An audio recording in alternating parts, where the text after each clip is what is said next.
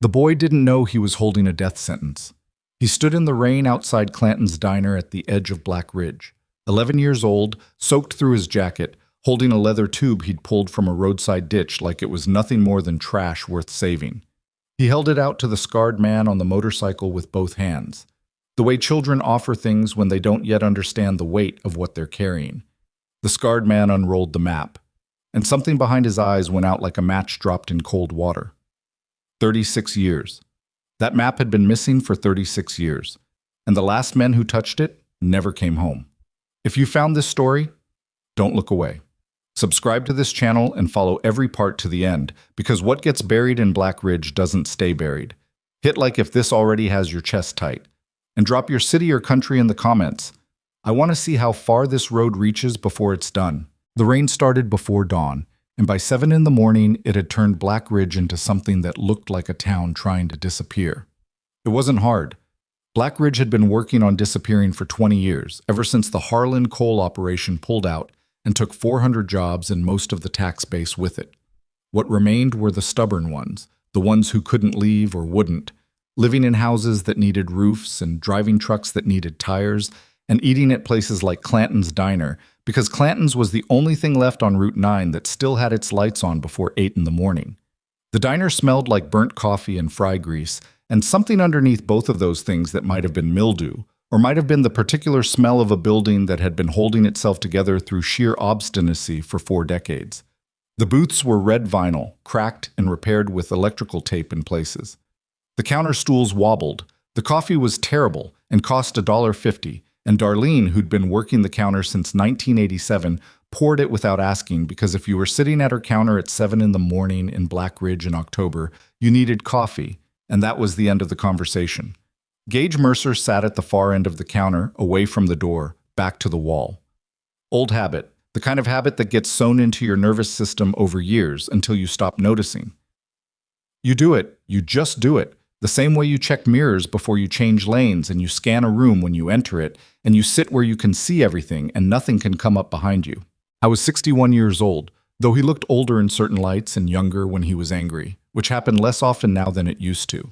His face was a map of a harder life than most people in Black Ridge had lived, and Black Ridge was not a soft place. A scar ran from his left ear to the corner of his jaw, old enough to have faded to white, the kind of white that only comes from decades of sun and wind on damaged skin. His hands around the coffee mug were large and scarred at the knuckles, and marked with the faded remnants of tattoos he'd gotten before he understood permanence. He wore a leather jacket so old the black had gone gray at the shoulders and elbows. No patches. Not anymore. The iron compass chapter patch he'd worn for 14 years was gone, had been gone for 8 years now. And the ghost of it was still visible if you knew what to look for, a slightly different weathering pattern on the left breast, where leather had been protected from the elements by something that no longer existed.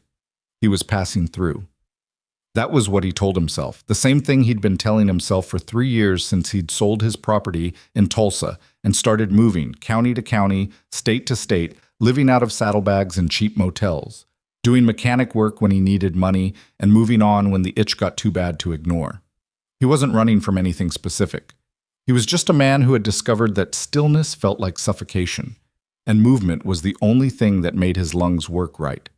He was on his second cup of terrible coffee when the bell above the door opened and a boy came in out of the rain.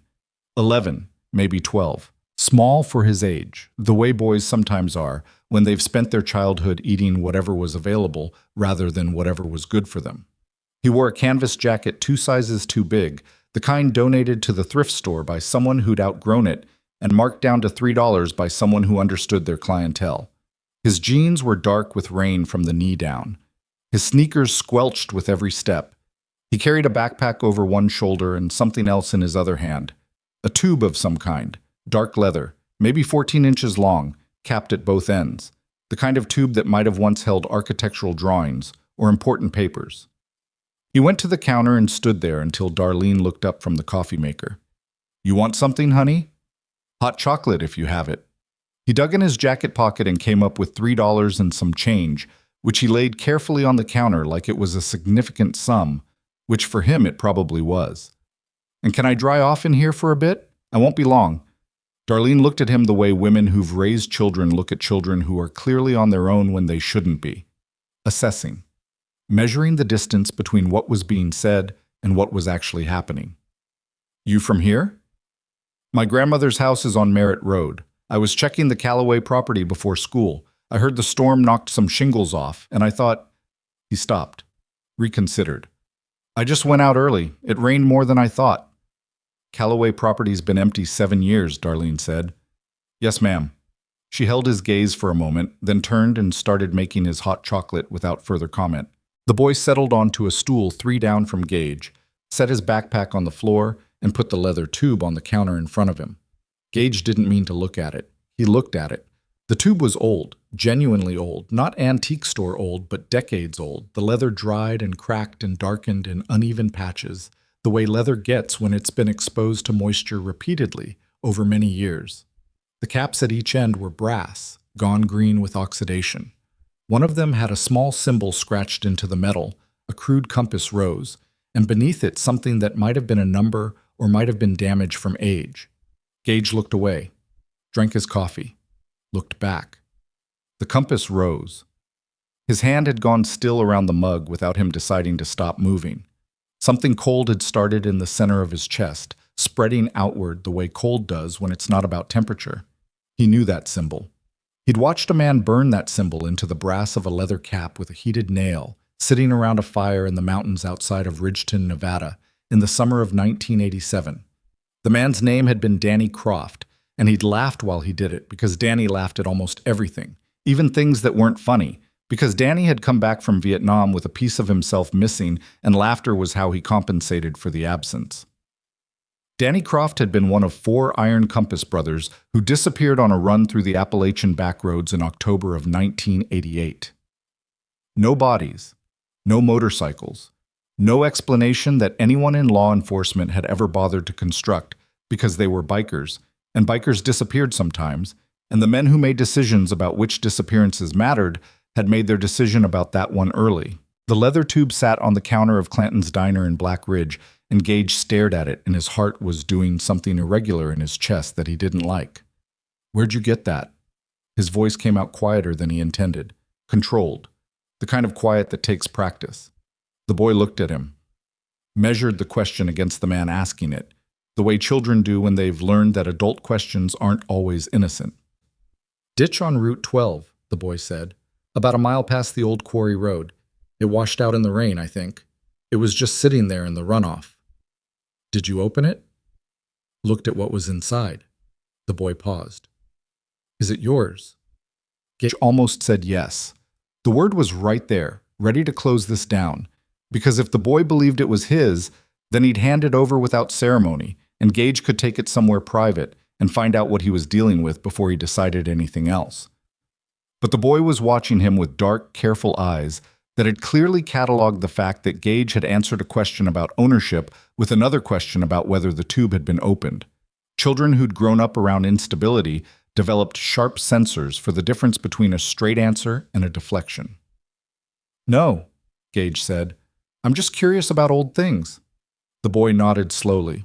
Didn't buy it, but filed it. Darlene set the hot chocolate in front of him, the cheap powdered kind from a packet, the kind that tastes like chocolate the way a photograph tastes like the meal it depicts. But it was hot, and the boy wrapped both hands around the mug gratefully. Gage left a 10 on the counter, stood, and put on his jacket. He'd made it 6 feet toward the door when the boy said, behind him, "You can look at it if you want. I don't know what it is." Gage stopped. He turned around slowly. The boy had unrolled it slightly onto the counter. Not all the way, just a few inches, enough to show the edge of aged paper or cloth, something with markings on it in faded ink, and something else, something darker, in irregular stains that were not ink. Gage crossed the room back to the counter. He stood next to the boy and looked down at the edge of the map, and what he could see in those few inches was enough to make the cold in his chest drop another 20 degrees. He recognized the handwriting in the corner margin. Tiny, cramped, precise.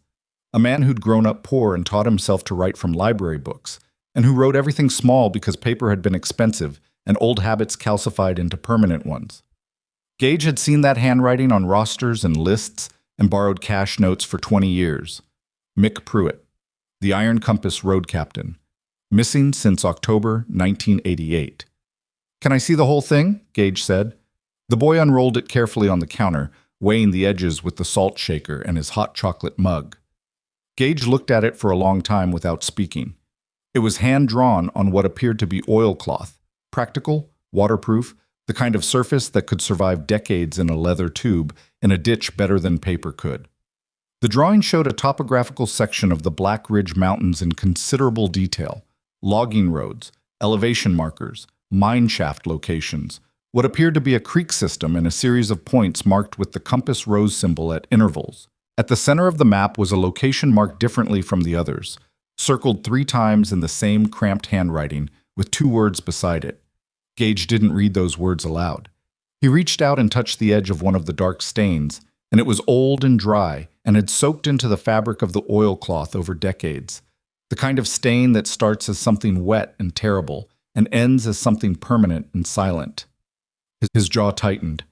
The muscles in his face did things he wasn't doing on purpose. "Mister?" the boy said. Gage straightened up, rolled the map carefully with the same precision it had been rolled before and slid it back into the tube. His hands were steady. He'd had a long time to make his hands stay steady when things inside him were not. "I'm going to pay for your hot chocolate," he said, "and I need to ask you to do something." "What?" "The napkin you used when you first looked at this." "Where is it?" The boy frowned. "In the trash, I guess." "Why?" "Go get it for me." "Why?"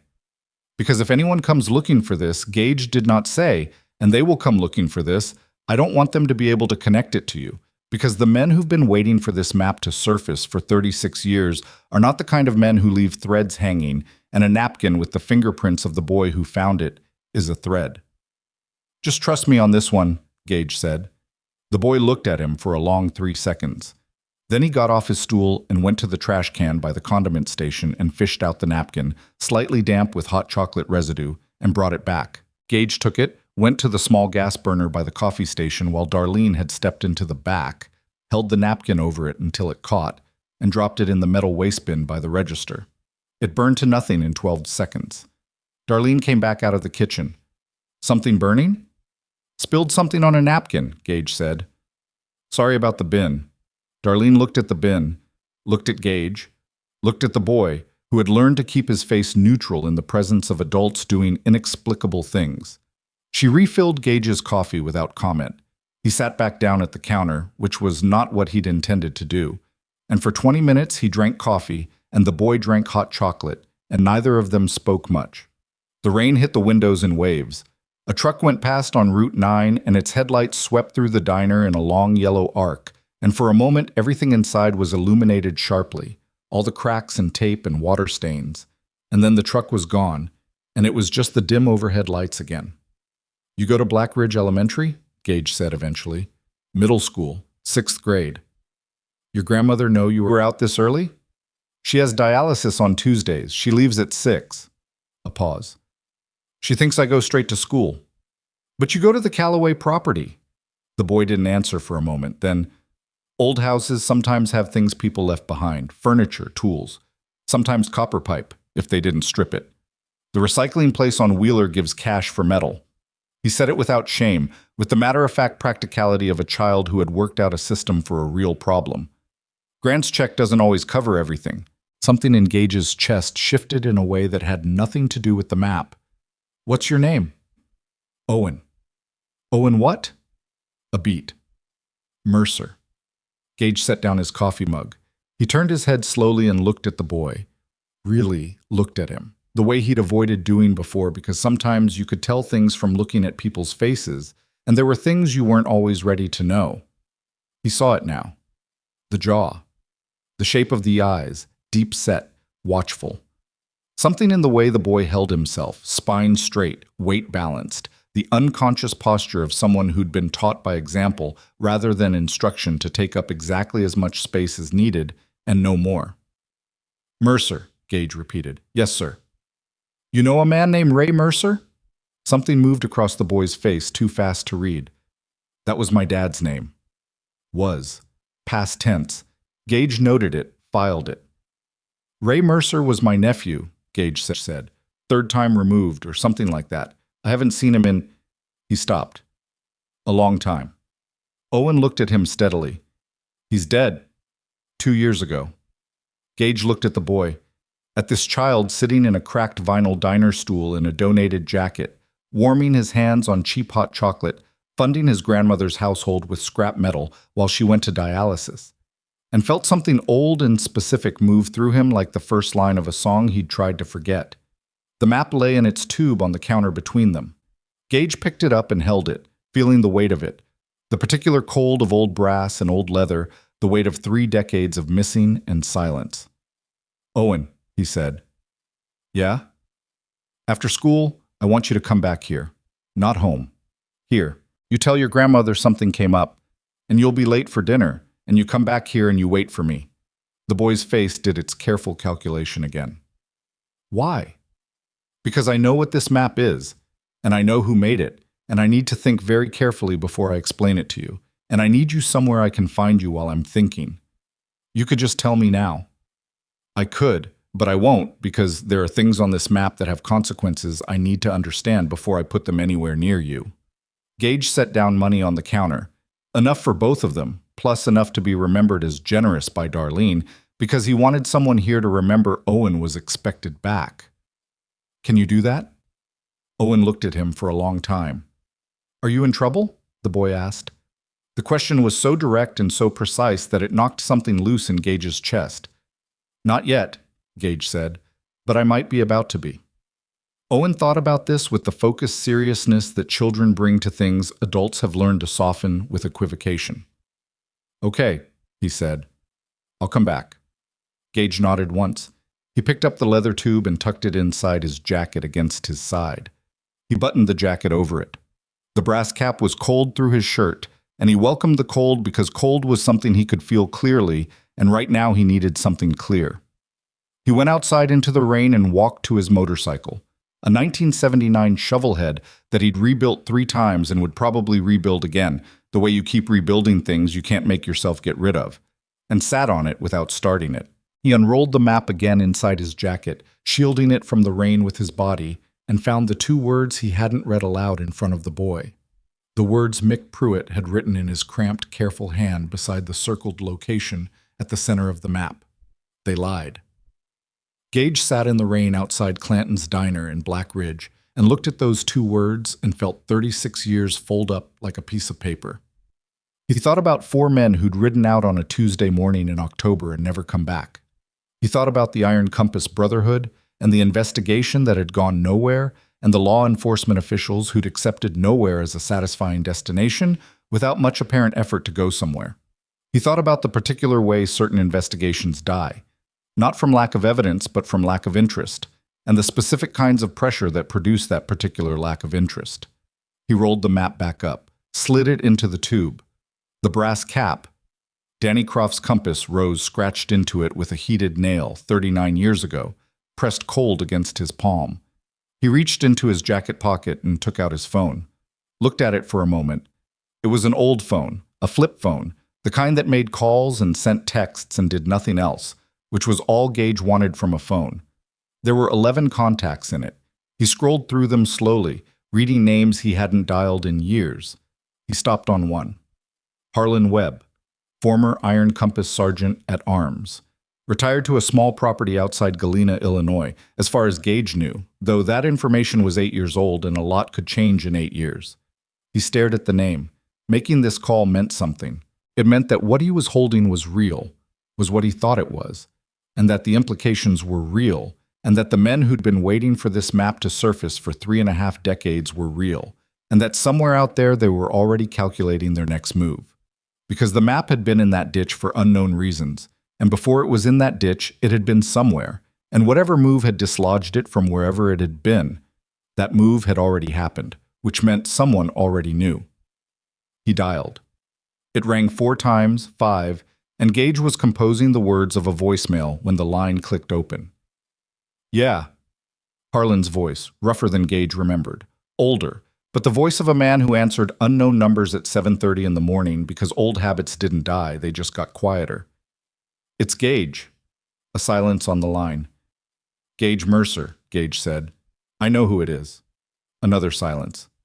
It's been 8 years. 7.5. What do you want? Gage looked out at the rain. A logging truck was grinding up Route 9 headed toward the mountain roads, its headlights cutting through the gray morning, and he watched it go until its taillights disappeared around the bend. I found something this morning, Gage said. Or something found me. Silence. Then very carefully. What kind of something? The kind that would make Danny Croft's ears ring if Danny Croft were still around to have ears. The silence on the other end of the line changed quality. It became the silence of a man who has received a specific piece of information and is processing it with all of himself at once. Where are you? Black Ridge, West Virginia. I'll be there by tonight, Harlan said. No hesitation. No, what does this mean? No, are you sure? No, can you send me a picture? 8 years of silence erased in the space of one sentence by the thing that had always been true about men like Harlan Webb. When it mattered, they showed up. Gage almost said thank you. Instead he said, come in quiet, no markings. Obviously. A pause. Anyone else? Gage thought about his list of 11 contacts, thought about the men behind each name, their ages, their conditions, the various ways that 8 years of civilian life had or hadn't prepared them for whatever came next. Not yet, he said. Not until we know what we're looking at. Understood. Another pause.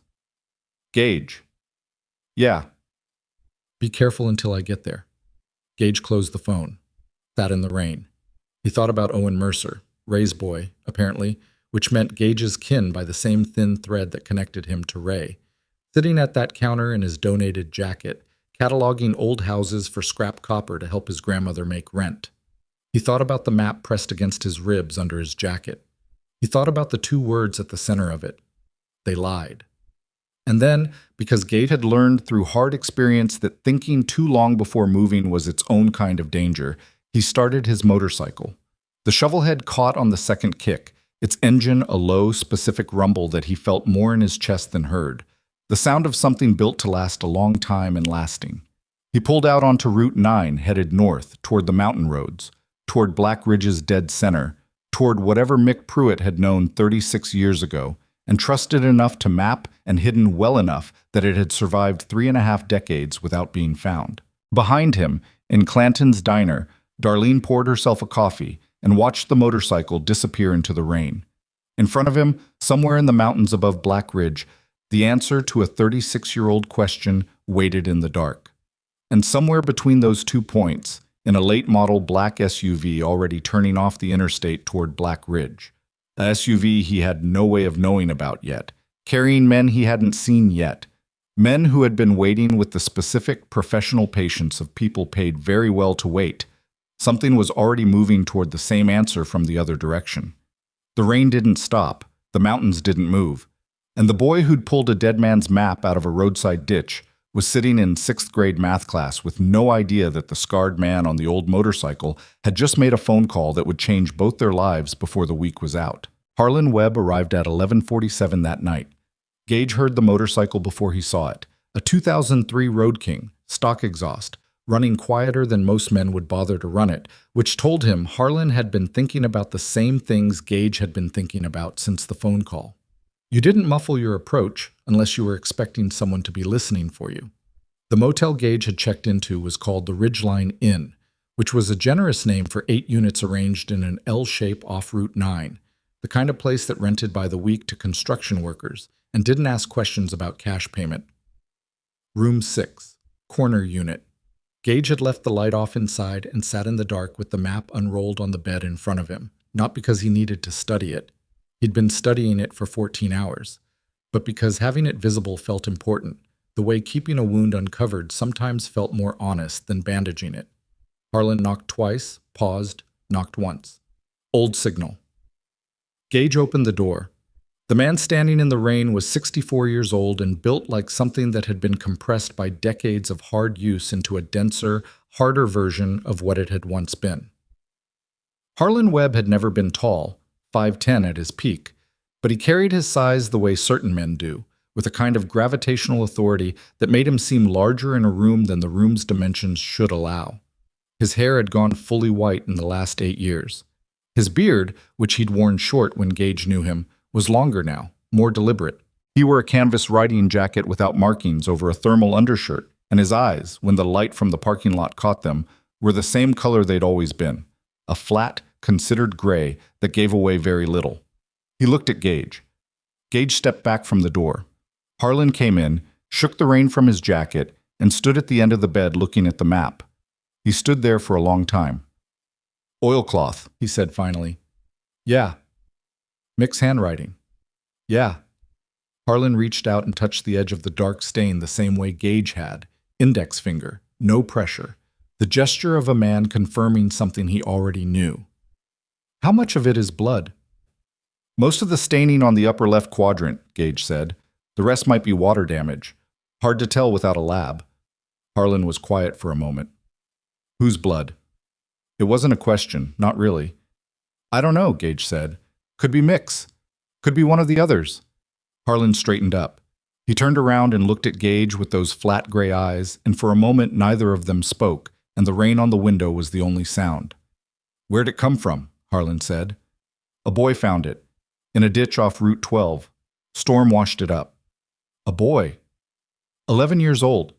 He came into the diner where I was having coffee, and he had it with him in the tube, and he just—" Gage paused. Something about saying it aloud made it feel stranger, more improbable, the way certain events resist the flattening that narrative imposes on them. "He just held it out and told me he picked it up in the rain." Harlan's expression didn't change. "What's his name?" "Owen Mercer." Something shifted in Harlan's face, just slightly. "Mercer," he said. "Ray's boy."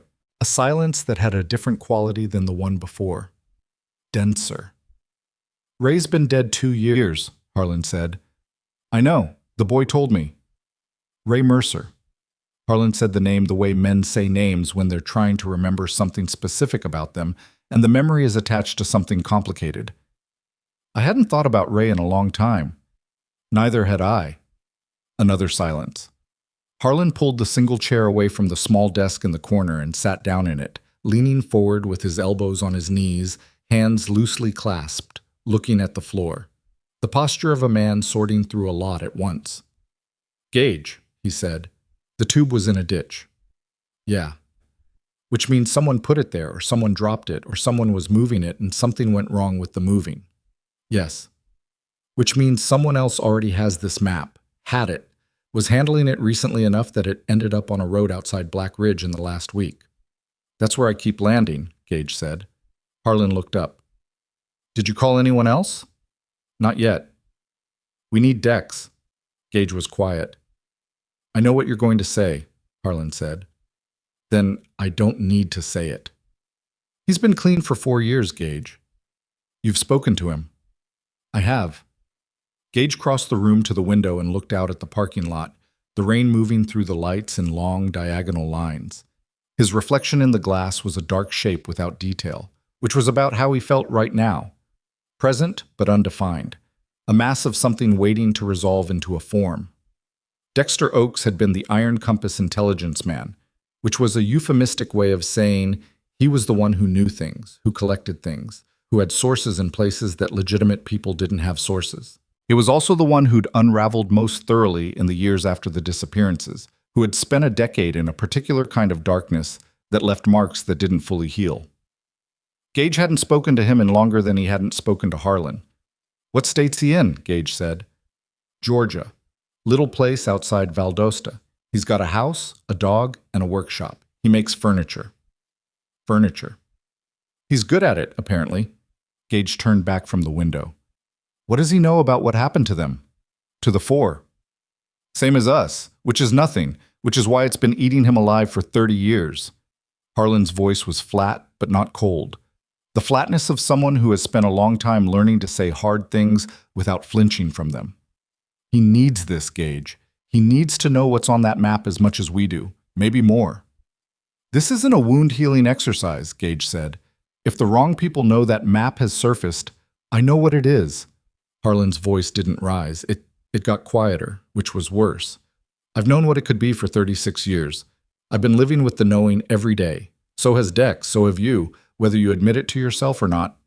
He held Gage's gaze. We were their brothers. We owe them this. The room was small enough that the silence felt thick. Call him, Gage said finally. Harlan nodded once, took out his phone. While Harlan made the call, Gage went back to the map. He studied the coordinates marked at the center. He'd spent most of the afternoon cross-referencing them against the topography he could see from the mountain roads above town. And what they indicated was a location he'd driven past twice without knowing what he was passing. The old Black Ridge Federal Relay Station. Decommissioned in 1971. Officially closed and sealed. Listed in county records as an environmental remediation site, meaning a site too complicated and expensive to actually remediate. So it sat behind chain link and no trespassing signs and aged quietly while everyone agreed not to think too hard about it. The map didn't just mark the station, it marked something beneath the station. Mick Pruitt's cramped handwriting appeared at 4 separate points along a path that ran from the eastern fence line of the station property down through what appeared to be an old mine shaft system beneath the mountain. The path was marked with distance indicators and depth markers, and what appeared to be notes about structural conditions. Collapsed here, find secondary entrance, left passage blocked, use right, 30 feet down, steel door, combination unknown. And at the end of the path, the circled location. The 2 words. They lied. Gage heard Harlan behind him say, Dex, it's Harlan. I need you to listen to me for a minute. He tuned out the conversation and kept looking at the map. Mick Pruitt had known something 36 years ago. He'd known it specifically enough to create this map, to mark the path to whatever was hidden beneath that mountain, and to carry this map on his person when he and 3 other men rode out on a Tuesday morning and were never seen again. The question that had been assembling itself in Gage's mind all day hardened into something precise. The map had been inside a leather tube sealed with brass caps that Gage had identified by a symbol scratched into them by Danny Croft, which meant Danny Croft had also known, which meant all 4 of them had known, or at least known enough to be traveling with the map toward the station when whatever happened to them happened, which meant they hadn't disappeared before they got there. They disappeared after. He was still thinking through the implications of that when the knock came at the door. Not Harlan's knock. A different pattern. 3 fast, business-like raps, the knock of someone who wasn't thinking in terms of signals. Gage's hand went to the map, rolled it, had it in the tube before he was fully conscious of moving. He looked at Harlan, who had stopped talking mid-sentence and was already on his feet. Gage went to the door, didn't open it. Who is it?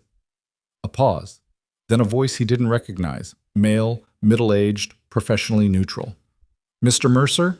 My name is David Hollis. I'm with a private security consultancy. I'd like to talk to you about something you may have come across this morning. The room was very quiet. Harlan's hand was at his back, where Gage knew without looking there would be a .357 he'd carried for 30 years the way other men carried worry stones.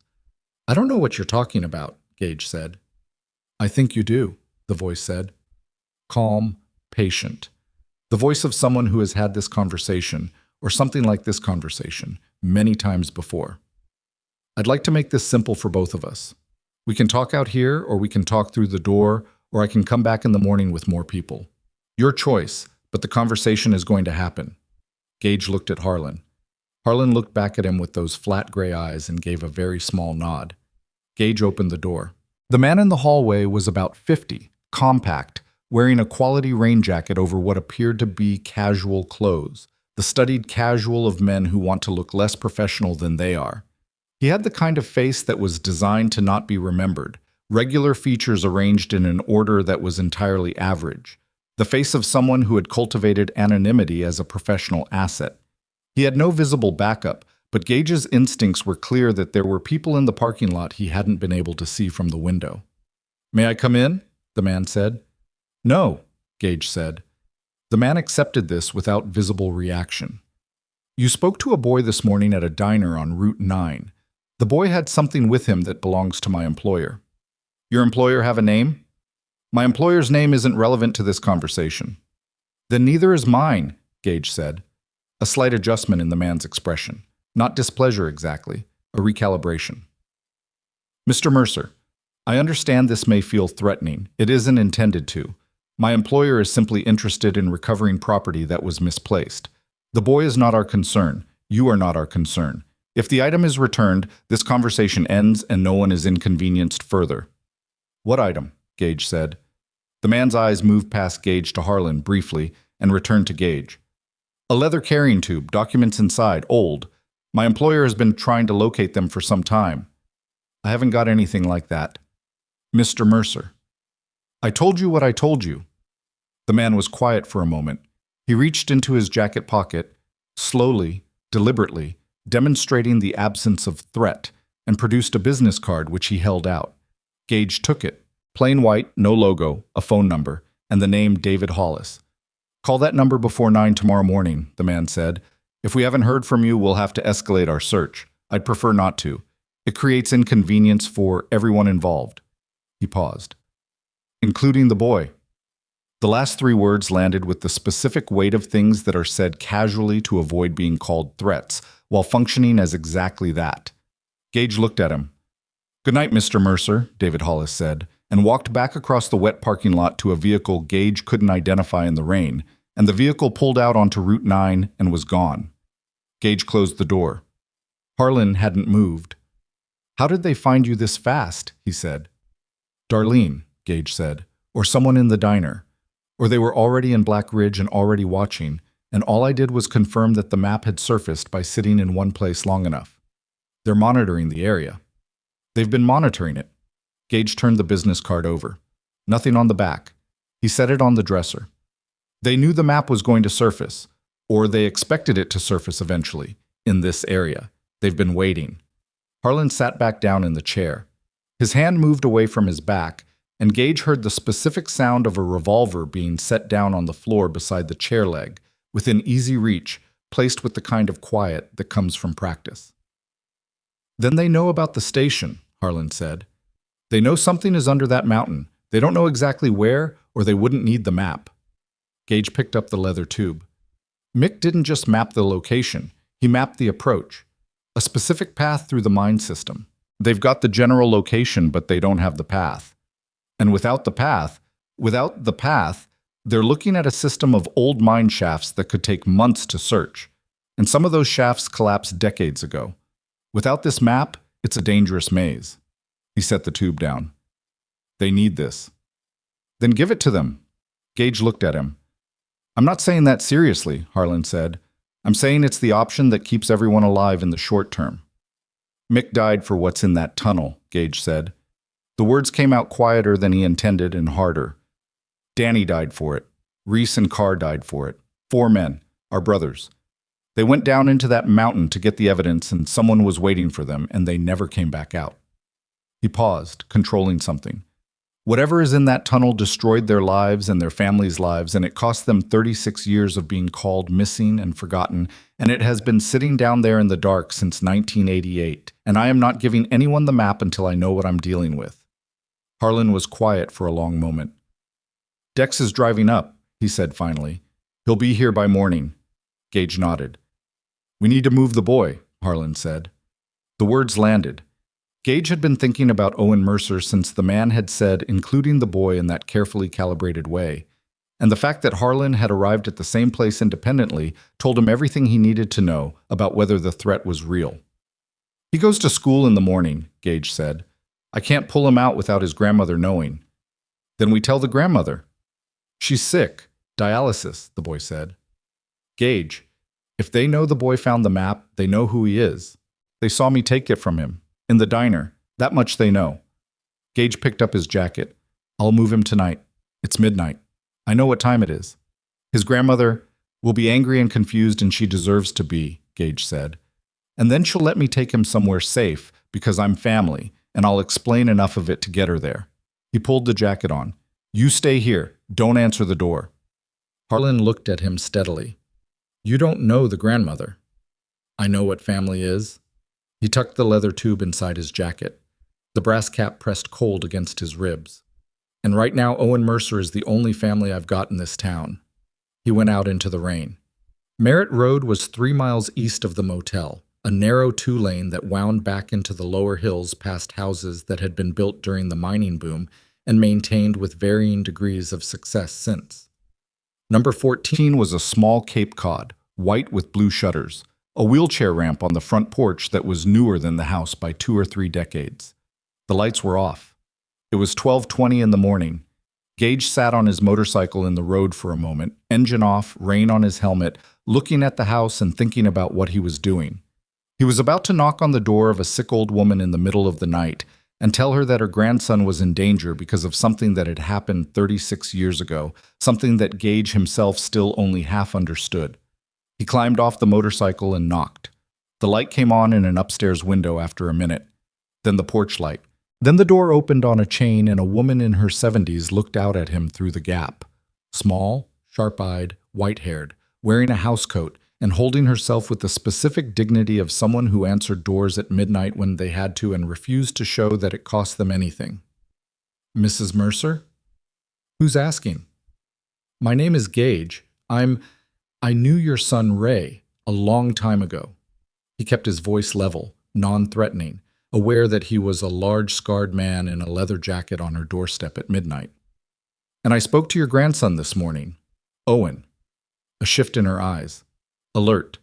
The alertness of a woman who had spent years managing things she hadn't expected to have to manage. "Owen's asleep," she said. "I need to talk to him, and I need to explain something to you." Gage hesitated. "Some people came to see me tonight about something Owen found this morning, and I think it would be better if he wasn't here until I've dealt with them." The woman looked at him through the gap in the door. "You have 3 minutes," she said, "and then I close this door and call the county sheriff." "That's fair," Gage said. She didn't close the door. He talked. He told her what he could. Not all of it.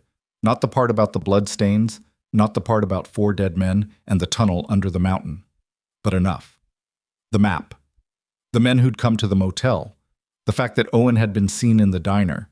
The fact that Owen finding the map was known, now, by people who were not gentle about their interests. The woman listened without interrupting. Her face during the telling was the face of someone absorbing information and simultaneously performing a continuous assessment of the person delivering it.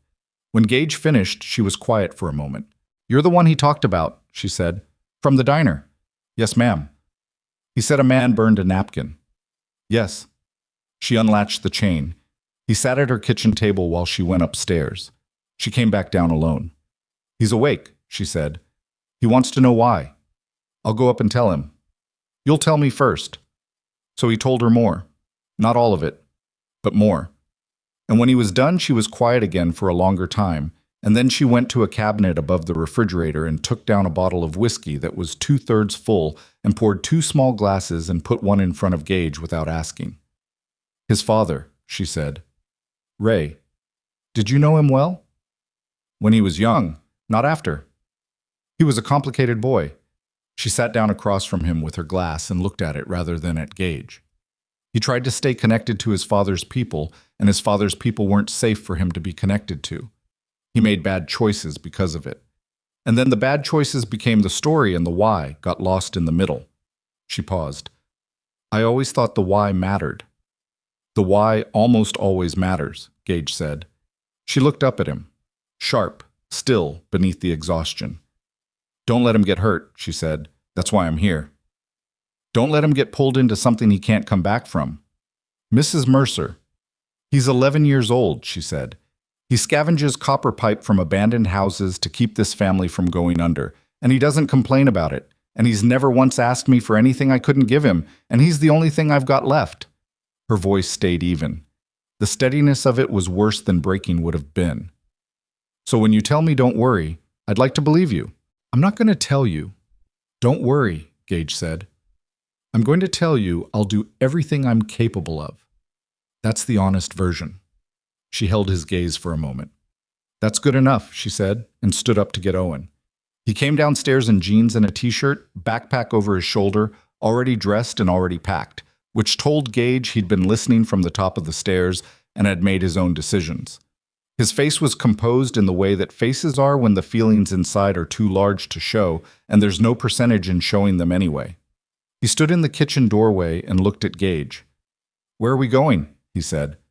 Gage looked at this boy, Ray's son, his kin, 11 years old and already conducting the mathematics of danger with the calm efficiency of someone who'd had practice with hard situations. and felt something in his chest that he would not have been able to name accurately. "Somewhere safe," Gage said. "That's not an answer." "No," Gage agreed. "It's not." Owen looked at his grandmother. Something passed between them. Not words.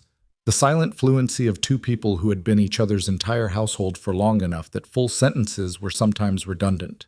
She nodded once, small. Owen turned back to Gage. "Okay," he said. They went out into the rain. Gage put Owen on the back of the motorcycle, which Owen accepted without comment and held on without being told to. The leather tube was still inside Gage's jacket. The brass cap pressed cold through his shirt.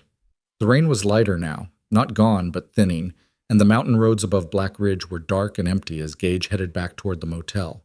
He was 3 minutes from the Ridgeline Inn when his phone buzzed in his pocket. He pulled over, fished it out. "Harlan," he answered. "We've got a problem," Harlan said. "Talk." Dex called back. Before he left Valdosta, he made some calls, checking on what we might be walking into. A pause. "The private security firm that sent that man to your motel. He knows the name. And Gage, it's not private security." "What is it?" "It's Victor Kane's operation," Harlan said. "Former DIA contractor, black budget. He's been running private intelligence operations for 20 years for people with money and no interest in official channels." Another pause, and in the pause, Gage could hear something that was almost never in Harlan's voice, something that Harlan had spent 6 decades systematically removing from his voice. Dex says Kane's been linked to 3 separate disappearances of people who found things that influential people wanted kept buried. No bodies in any of the cases, no charges, just people who were there and then weren't. Owen was sitting behind Gage on the motorcycle, one hand on the seat, quiet. The rain was in Gage's ear around the phone. 3 disappearances, Gage said. And Gage, say it. One of them was 8 months ago, a county historian in Kentucky who'd been researching old federal facility closures in the Appalachian region. He filed a FOIA request for records related to the Black Ridge Federal Relay Station. A breath. He filed it in February. He was gone by March. The road was dark in both directions. The tree line above it was darker. Somewhere in those mountains was a tunnel with a steel door and 36 years of buried truth behind it. And somewhere between here and there were men who had spent 3 decades and what was clearly significant money making sure that doors stayed closed. And behind Gage on a wet motorcycle, an 11-year-old boy who'd pulled a dead man's map out of a ditch was sitting very still, and Gage could feel through the leather of his jacket the slight additional warmth of another person's presence. And he understood in that moment with a clarity that felt like cold water, that there was no version of the next several days that was safe and clean and did not cost someone something. "We're not calling the sheriff," Gage said. "No," Harlan agreed, "we're not. Dex needs to bring everything he has on Kane. Everything. He's already pulling it. And Harlan, yeah. The tube was in that ditch for a reason," Gage said. "Someone put it there, or someone dropped it while trying to move it, which means someone else found the station recently, or tried to. And something went wrong." The silence on the line was the silence of a man arriving at the same destination from a different road. "Someone else was already down there," Harlan said. "Yeah," Gage said, "and they didn't come back out." He put the phone in his pocket.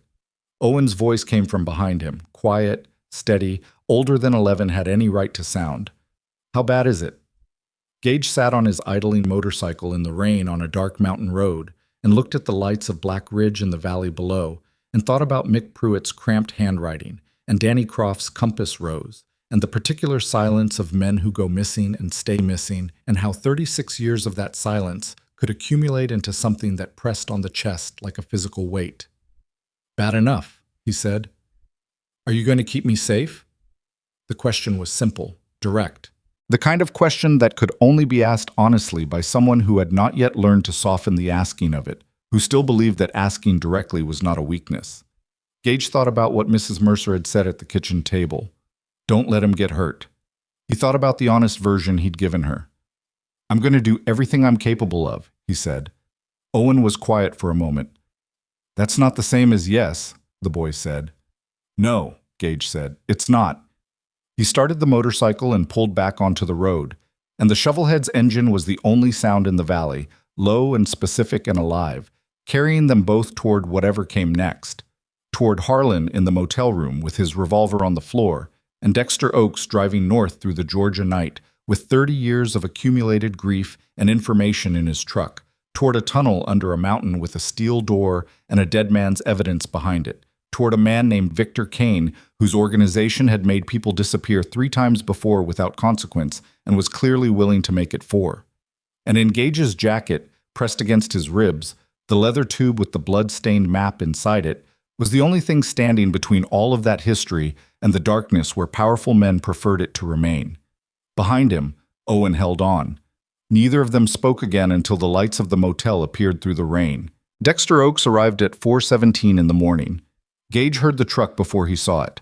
A Ford F-250, diesel, the engine sound of something built to pull weight across long distances, which was exactly what it was doing. It pulled into the Ridgeline Inn parking lot without headlights, which told Gage that Dex had turned them off at the road and coasted the last 100 yards, which told him everything he needed to know about what state Dexter Oaks was in when he arrived. He knocked on the door. Gage's knock this time. 2, pause, 1. Gage had called him from the parking lot an hour ago and given it to him. Gage opened the door. The man in the doorway was 59 years old and looked like someone who had survived something that should have finished him and was still in the process of deciding how he felt about that. Dex had always been lean. He was leaner now, the kind of lean that comes from years of being careful about what you put into your body after years of being catastrophically careless. His hair was cut close on the sides and longer on top, more gray than black. His hands when he came through the door were steady, which Gage noted and filed. He stopped inside the room and looked at Owen, who was sitting on the second bed in jeans and a t-shirt, knees up, watching the door with those dark, careful eyes. "Who's this?" Dex said. "Owen Mercer, Ray's boy." Dex looked at the boy for a moment with an expression that moved through several things quickly. Recognition, something older and more complicated, a specific kind of grief that Gage recognized because he'd seen it in the mirror. "Ray Mercer," Dex said quietly. "Not to anyone." "He knows I know that name," Owen said from the bed. "You don't have to talk around it." Dex looked at Gage. Gage said nothing. "Okay," Dex said. He set his bag down by the door and came to the table where the map was spread out under the lamp, weighted at the corners by Harlan's coffee mug and 3 quarters and a motel pen and the brass cap from the tube. He stood over it for a long time without speaking. Harlan was in the chair in the corner. He hadn't slept. None of them had. "Tell me," Dex said. Gage told him. All of it this time, the diner, the boy, the tube, the compass rose, Hollis at the door, the phone call about Kane. Dex listened with his arms crossed and his eyes on the map, and when Gage finished, he was quiet for almost a full minute. "Victor Kane," he said. "You know him?" Harlan said. "I know of him. I've known of him for a long time." Dex reached into his jacket and produced a manila envelope, worn at the corners, sealed with 2 layers of tape. He put it on the table beside the map, but didn't open it. "So I'm going to show you what's in this. And I need you to understand that what's in here changes things, changes the shape of what we're dealing with." "Open it," Gage said. Dex peeled the tape back carefully. The kind of careful you use with things that have been in your possession long enough to become something beyond paper. He spread the contents on the table beside the map. Photographs. Printouts of documents. A small notebook with a green cover. Spiral bound. Its pages wavy with old moisture. 3 printed pages that appeared to be financial records.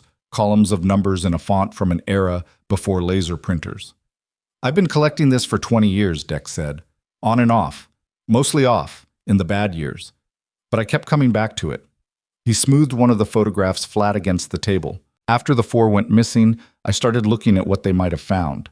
What was in that area? What would be worth killing 4 men over?" He paused. "It took me a long time because the trail was designed to be untraceable. But there are things that can't be made completely invisible. Money leaves marks.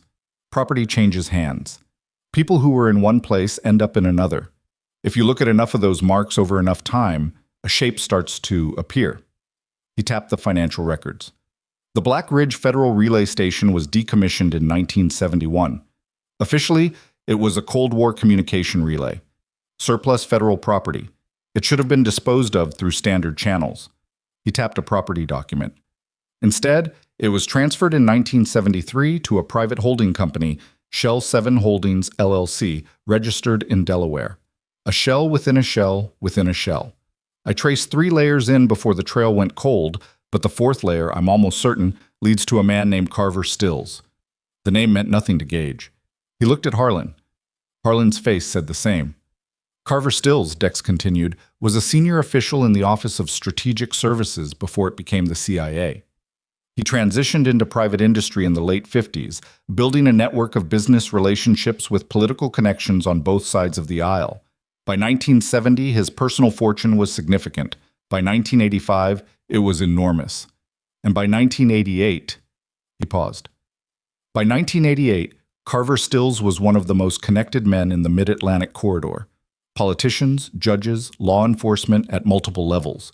He had them the way a spider has flies. Not through threat, through investment. He'd funded campaigns, arranged introductions, moved money in ways that made careers possible. And the station, Gage said, was where he kept his records, Dex said, or rather where someone else kept them for him. He turned to the green notebook. This belonged to a man named Roy Aldridge, an accountant who worked for one of Stills' holding companies from 1975 to 1989.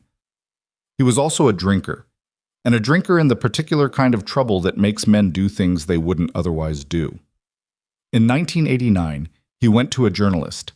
He said he had evidence of what he called systematic corruption spanning 3 decades. Payments, contracts, deaths made to look accidental, properties transferred under fraudulent circumstances. He touched the notebook. The journalist never published anything. Roy Aldridge died in a car accident 6 weeks after their first meeting. The room was quiet. "How did you get the notebook?" Harlan said. The journalist held on to it, kept it for 22 years because he was scared. And he wasn't wrong to be scared. He died in 2011.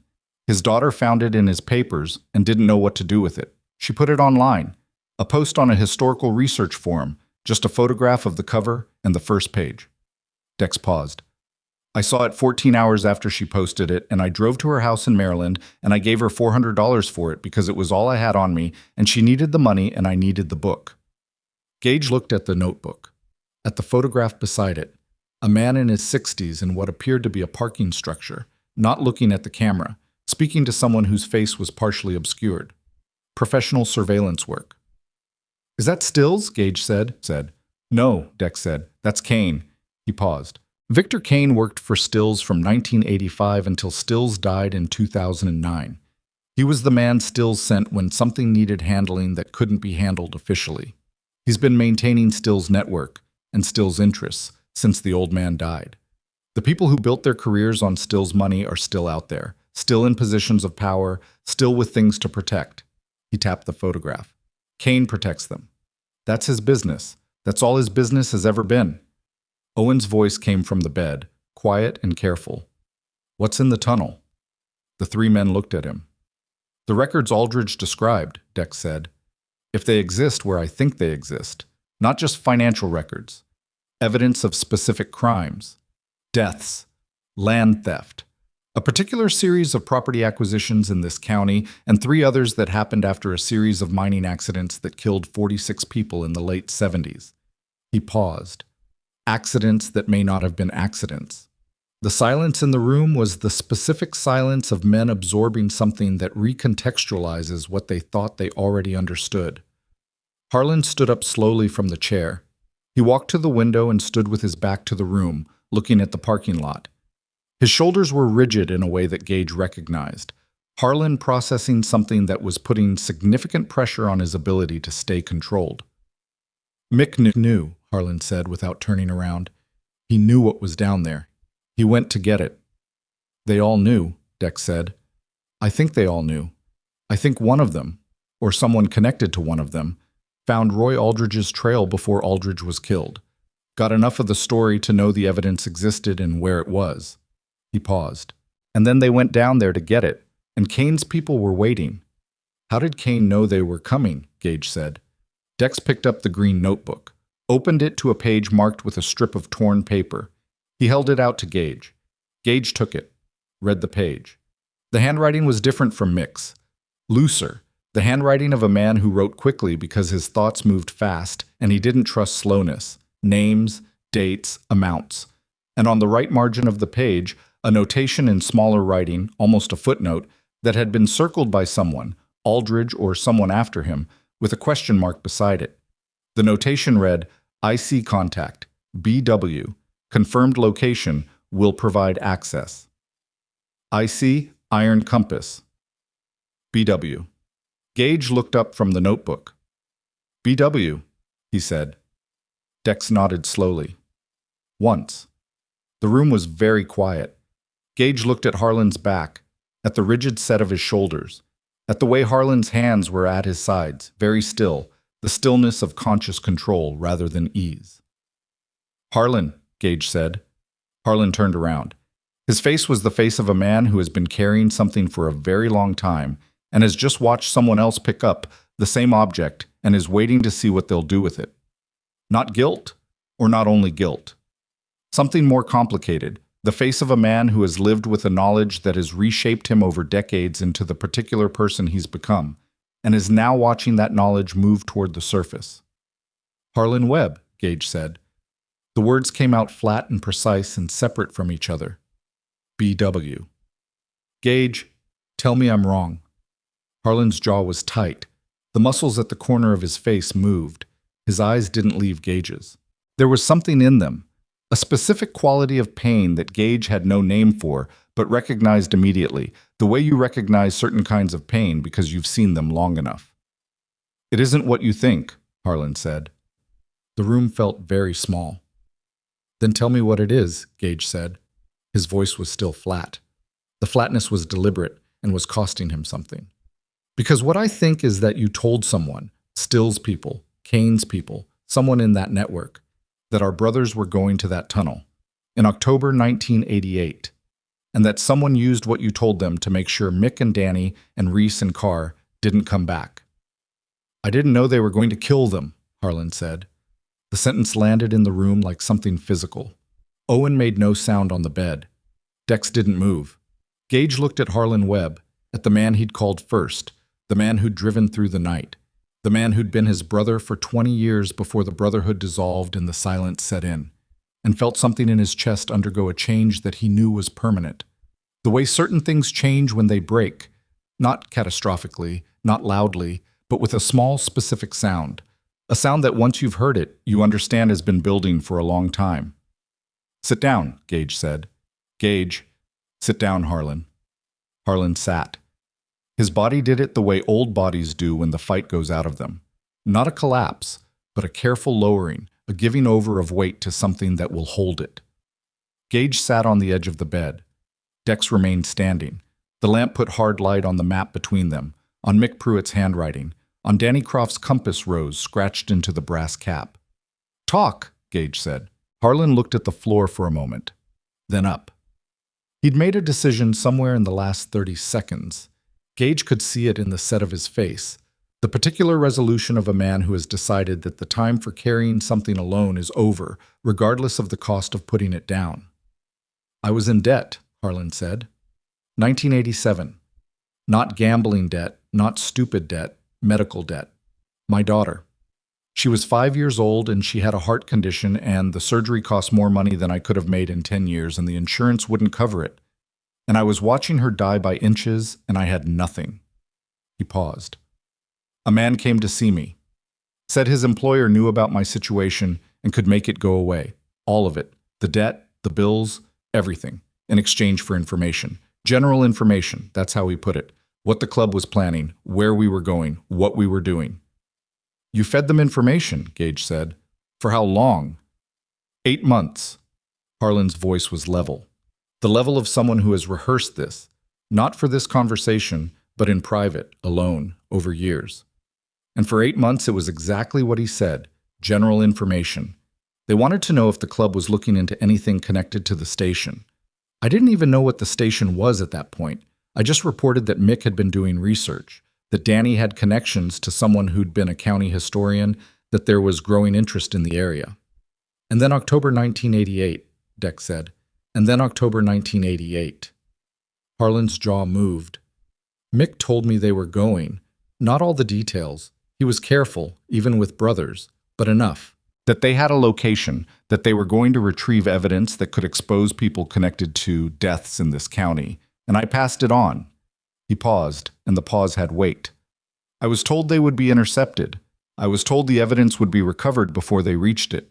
I was told no one would be harmed. You were told, Gage said. I believed it. Harlan's eyes didn't leave Gage's. I was a man who had watched his daughter survive open-heart surgery on money that came from betraying his brothers, and I told myself that as long as they weren't hurt, it could be something I lived with. I was wrong. I have been wrong about it every day for 36 years. He paused. And now you know. Owen said from the bed, very quietly.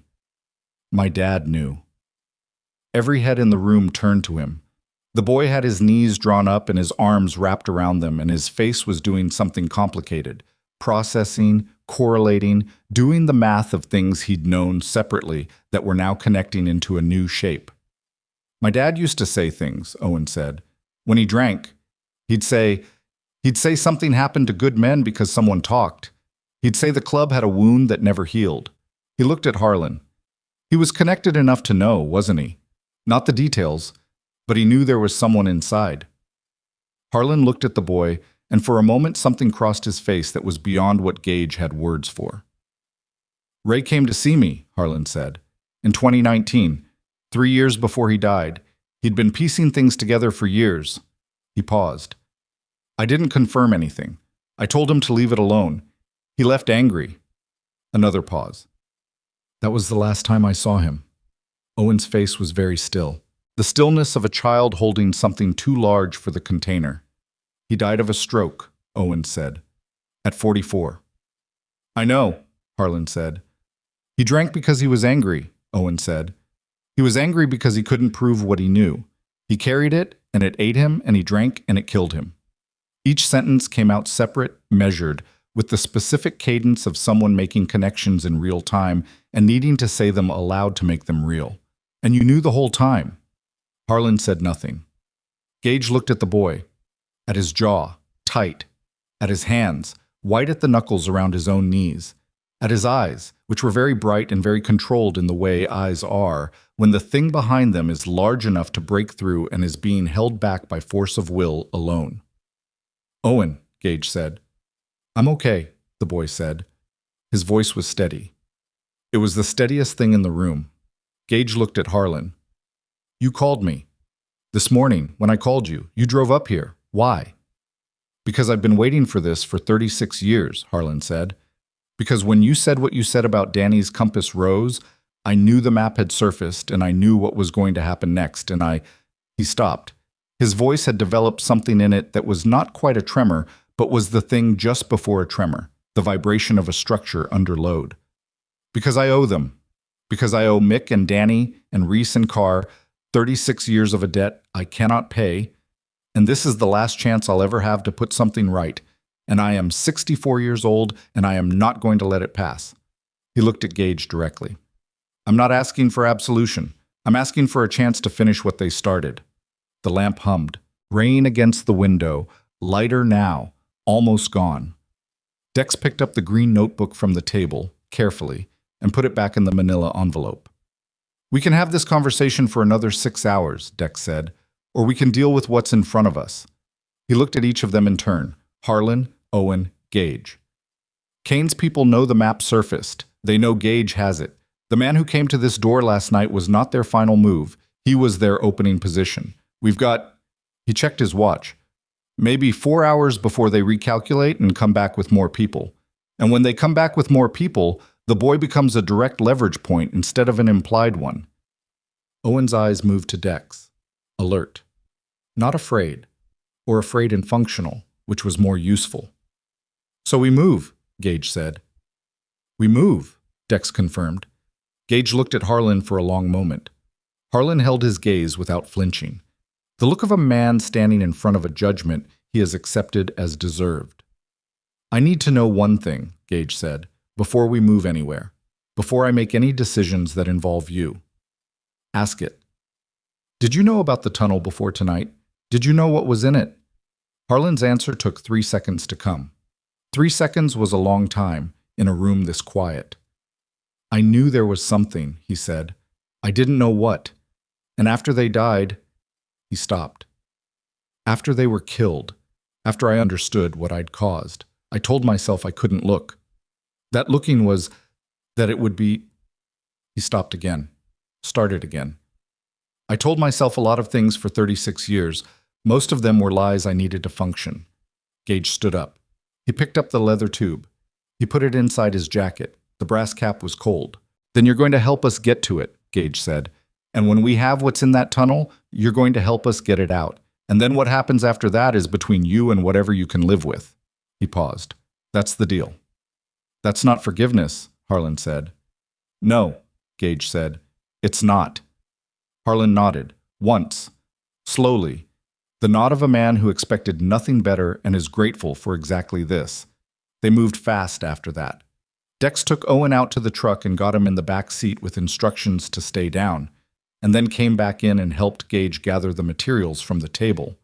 The map, the envelope, the notebook, packing them into a waterproof bag that Dex had brought. Harlan went to his motorcycle and retrieved a case from the saddlebags. Long, hard-sided, the kind of case that had a specific purpose that nobody in the motel parking lot at 5 in the morning needed to examine closely. They were loading the truck when Gage saw the headlights. Not moving headlights. Stationary ones. On the ridge above the motel, up on the logging road that ran along the eastern edge of the property. 2 points of white light in the trees, not moving, just present, watching. We have company, Gage said quietly. Dex didn't look up from the truck. How many positions? 1 visible. Assume 2. They're not moving. No, they're containing, making sure we don't go anywhere before the main group arrives. Gage put his hand on the truck door. Which means the main group is coming. Harlan came up beside him, looked at the ridge. His face was hard and quiet, and not afraid. The face of a man who has spent 36 years wishing for a chance to face something that matters, and has arrived at that chance in the most uncomfortable way possible, which is the way such chances usually arrive. The station, Gage said. That's where this ends. One way or another. It's 3 miles up the mountain, Dex said. Then we take the mountain roads, now, before they close them. What about the boy? Gage looked at the truck, at Owen's shape in the back seat, at the boy who had pulled a dead man's map from a ditch and handed it to a stranger, and by doing so had placed himself directly in the trajectory of something that had been moving toward this moment for 36 years. He comes with us, Gage said. He's not safe anywhere I'm not. Dex said nothing. Harlan said nothing. In the silence, the agreement was complete. Gage climbed into the truck, started the engine. The diesel turned over with a low sound that he felt in his chest, a sound that was not comfort exactly, but was presence, the comfort of something functional in a situation that was not. He looked at Owen in the rearview mirror. The boy looked back at him, those dark, careful eyes. The face that was Ray Mercer's face at a certain angle and was also something entirely its own. A boy who had been scavenging copper pipe from abandoned houses in the rain to pay his grandmother's bills, who had pulled a blood-stained map from a ditch without understanding what it was, who had sat in a diner with a scarred stranger and made a decision based on something that was not yet wisdom, but was its precursor, the particular quality of attention that comes before wisdom in people who will eventually have it. You scared? Gage said. Owen considered the question honestly. Yes. Good, Gage said. Stay scared. Scared keeps you sharp. He put the truck in gear. In the rearview mirror, the headlights on the ridge were still there, still watching, but they were behind now, and in front was the dark mountain road and the old federal relay station 3 miles up its spine, and below that, below the collapsed mine shafts and the flooding and the 36 years of dark and silence, whatever Mick Pruitt had died trying to bring into the light. Gage drove. Behind him, on his motorcycle, Harlan fell into position. And somewhere ahead, on a ridge road that crossed the main logging route, a black SUV was already moving, had been moving for the last 20 minutes since someone had made a phone call from a position of watching and reported that the targets were preparing to leave, carrying men who were not interested in conversation and had not been since the moment their employer made a different calculation than the one David Hollis had presented at the motel door. The calculation that said the map didn't need to be recovered, it needed to be destroyed. Along with everyone who had seen it, The logging road up Black Ridge Mountain was not built for trucks moving at speed in the dark. Dex drove anyway. The F-250 took the switchbacks hard, tires throwing gravel off the edge into nothing, headlights cutting a narrow corridor through the tree line that pressed in from both sides like walls trying to close. The road had not been maintained since the last timber operation pulled out in 2003, and it showed washouts, exposed root systems, places where the surface had subsided and left lips of broken asphalt that the truck hit at 40 miles an hour and absorbed with a violence that rattled everything inside. Owen was in the back seat, low, seatbelt across his chest, one hand braced against the door. He wasn't speaking. He'd learned, in the last hour, that silence was often the most useful contribution he could make to whatever the men around him were doing. Gage was in the passenger seat with the map unrolled across his knees, reading it by the dim glow of the dash lights, tracking their position against the landmarks Mick Pruitt had marked. Behind them, in the mirrors, Harlan's headlight was a single white point in the dark, holding position through the switchbacks, with the competence of a man who had spent 40 years on mountain roads. Gage said, "Left." "That goes up toward the fire tower," Dex said, "for 300 yards. Then there's a logging spur that doesn't show on county maps. It runs east along the ridge to the station's western fence line." Dex took the left. The road got worse. The trees got closer. Branches scraped the roof of the truck with sounds like fingers. Gage was watching the rearview mirror past Owen's head. The headlights from the ridge had been there 10 minutes ago and were not there now. Which meant they'd moved, which meant they were no longer containing. "They're coming up," Gage said. "How far back?" "Don't know. They could have a second route." He looked at the map. "There's a service road on the north side, wider, faster. If they know about it, then they're already ahead of us," Dex said. Neither of them said what that meant. The truck lurched over a section of collapsed surface, and Dex corrected without lifting the accelerator, and they came around a long curve in the road, and the trees opened up, and there it was. The Black Ridge Federal Relay Station, 100 yards ahead and uphill, its chain-link fence pale in the headlights, a cluster of low concrete structures behind it, antenna towers that had been stripped of their equipment decades ago, rising against the pre-dawn sky like bare trees. No lights, no movement, no vehicles visible. Dex stopped the truck 50 yards from the fence and cut the headlights. The dark came down immediately. Full and specific, the dark of mountain elevation without ambient light, the kind of dark that has mass. Harlan's motorcycle came up behind them, and its engine dropped to a low idle and then cut. The silence was immediate and total, except for the wind off the ridge and the sound of the truck's engine cooling, a series of ticks descending in frequency. "If they're using the North Road," Harlan said, appearing at Gage's window, "we've got maybe 8 minutes." "Is there a gate?" Dex said. "Padlocked. But the fence has a section about 40 yards left of the gate where the ground subsided. There's a gap at the bottom." Gage had walked the perimeter that afternoon before he understood fully what he was dealing with, partly from habit and partly from the instinct that had never fully deactivated. Mick's notes marked the entrance to the shaft system from inside the fence, north corner of the main building. There's a drainage access that opens into the upper mine level. "How far down to the evidence vault?" "The map shows 4 levels. The vault is on level 3, based on the depth markers." Gage paused, calculating. 50, 60 feet below the surface. Harlan said, "In the dark. There's a generator room marked on level 1. If it hasn't corroded through completely, there may be emergency lighting." Gage looked at Dex. "You brought the case." "In the bed." Gage got out of the truck. The air was cold and wet and smelled of pine and something mineral, the particular smell of old concrete and elevation. He went to the truck bed and Dex came around and opened the case. Inside, in foam cutouts, 2 shotguns, short-barreled, practical, and a .45 pistol, and a tactical flashlight and 2 additional lights on headbands, and a coil of rope, and a folded emergency blanket, and a first aid kit that was more serious than the consumer variety. Dex had packed for this. Had packed for this before he left Valdosta, which meant he'd understood from Harlan's phone call what this trip was, and had made his preparations without being asked, the way men who've spent long years in particular kinds of situations understand how to prepare for their recurrence. Gage took one of the shotguns. Dex took the other. Harlan had his own from the saddlebags, a rifle this time, collapsible stock, which he assembled in the dark with the effortless practice of someone who'd done it 10,000 times. Owen, Gage said. The boy had climbed out of the truck and was standing at the rear corner, watching. You stay between Dex and me, Gage said. You do not move without telling me. You do not touch anything inside without asking. You stay low when I say stay low. Understood? Understood, Owen said. No argument, no questions. If we get separated, Gage paused. We don't get separated. That's not a possibility. Owen nodded. They moved. The gap in the fence was where Gage had found it that afternoon. He went through first, then reached back for Owen, then Dex, then Harlan last, who moved with a fluid quiet that belied his age. The chain link made no sound against the gravel as they cleared it. The concrete building was 40 yards across open ground. They crossed it fast, low, Gage in front reading the darkness for movement and finding none. At the north corner of the building, he found what Mick Pruitt had marked.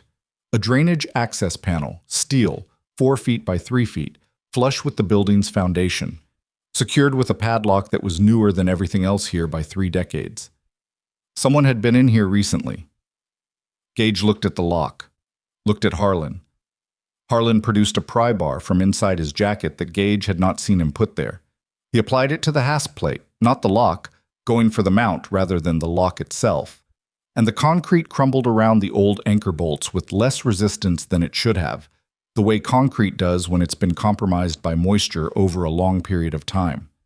The panel swung open. Cold air came up out of the hole. The smell of it was specific: earth, metal, standing water, the smell of sealed underground spaces, and underneath those things something older that Gage couldn't name and didn't try to. The headband lights went on, Gage first, then Owen, then Dex and Harlan. They went down. A steel ladder, bolted into the concrete wall of the shaft, descended 12 feet to the first level. The rungs were cold and damp and held. At the bottom, the space opened into a low concrete corridor running east-west, wide enough for 2 men abreast, the ceiling brushing Gage's hair. Emergency lighting fixtures and wire cages ran along the right wall, dead, their bulbs clouded with age. The generator room was 20 feet down the corridor, a heavy door standing open 3 inches. Gage went to it, pushed it open. The generator was a commercial backup unit from the early 70s, diesel-powered, the kind built to run government infrastructure through extended outages. It had been maintained. Gage could see it in the dark with his headlight. The engine block was free of the rust that should have taken it by now. The fuel lines had been replaced at some point. The air filter was not original equipment. This generator had been serviced within the last several years. Someone had been running it. He found the start panel on the wall beside it. Battery-backed ignition, the old kind with a manual primer. He primed it 3 times, turned the key. The generator caught on the second attempt, an enormous mechanical thunder in the enclosed space that shook the walls and made Owen clap his hands to his ears. But then it settled into a deep industrial rhythm, and the emergency lighting in the corridor outside flickered and came on, buzzing and yellow and insufficient but present. They could see. Level 3 is down 2 more ladders, Gage said, reading from his mental image of the map.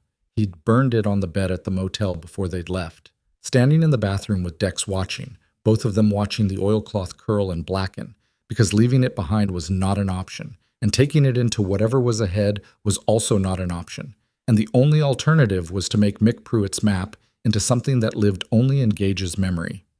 Mick's notation says right passage on level 2, past the collapse section, 30 feet down on level 3, steel door. Combination unknown, Harlan said. He'd been there when Gage memorized the map. We find another way, Dex said.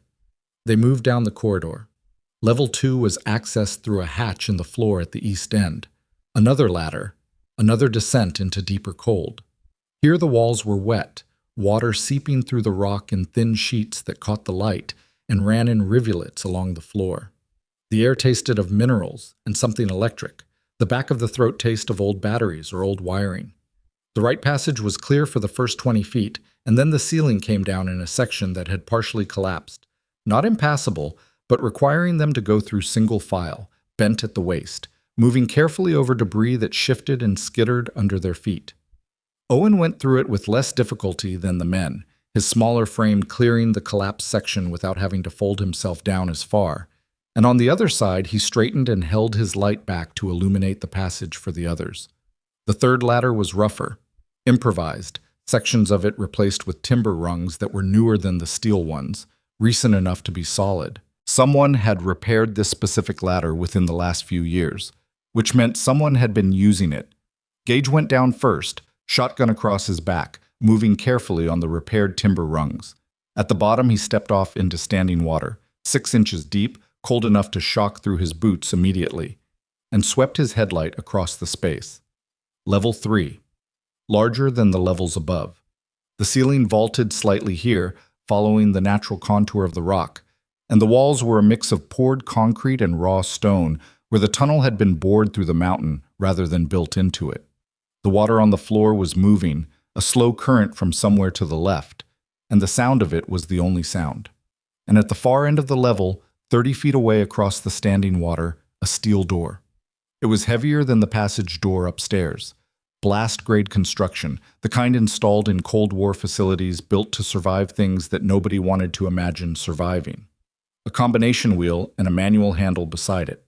The wheel was 12 inches across, polished on its grip surfaces in a way that meant it had been turned recently, more than once, the finger oils cutting through the oxidation that covered the rest of the door's face.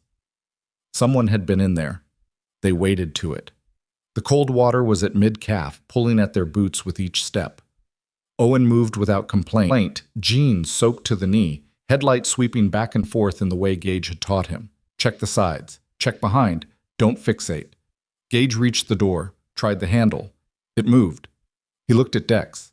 Dex looked back. The door was unlocked. Gage turned the wheel. The mechanism was smooth, maintained, like the generator, like the ladder rungs, and the door opened with an exhale of pressurized air, slightly warmer than the level outside, the air of a sealed space releasing its held breath. He pushed through. Inside was dry.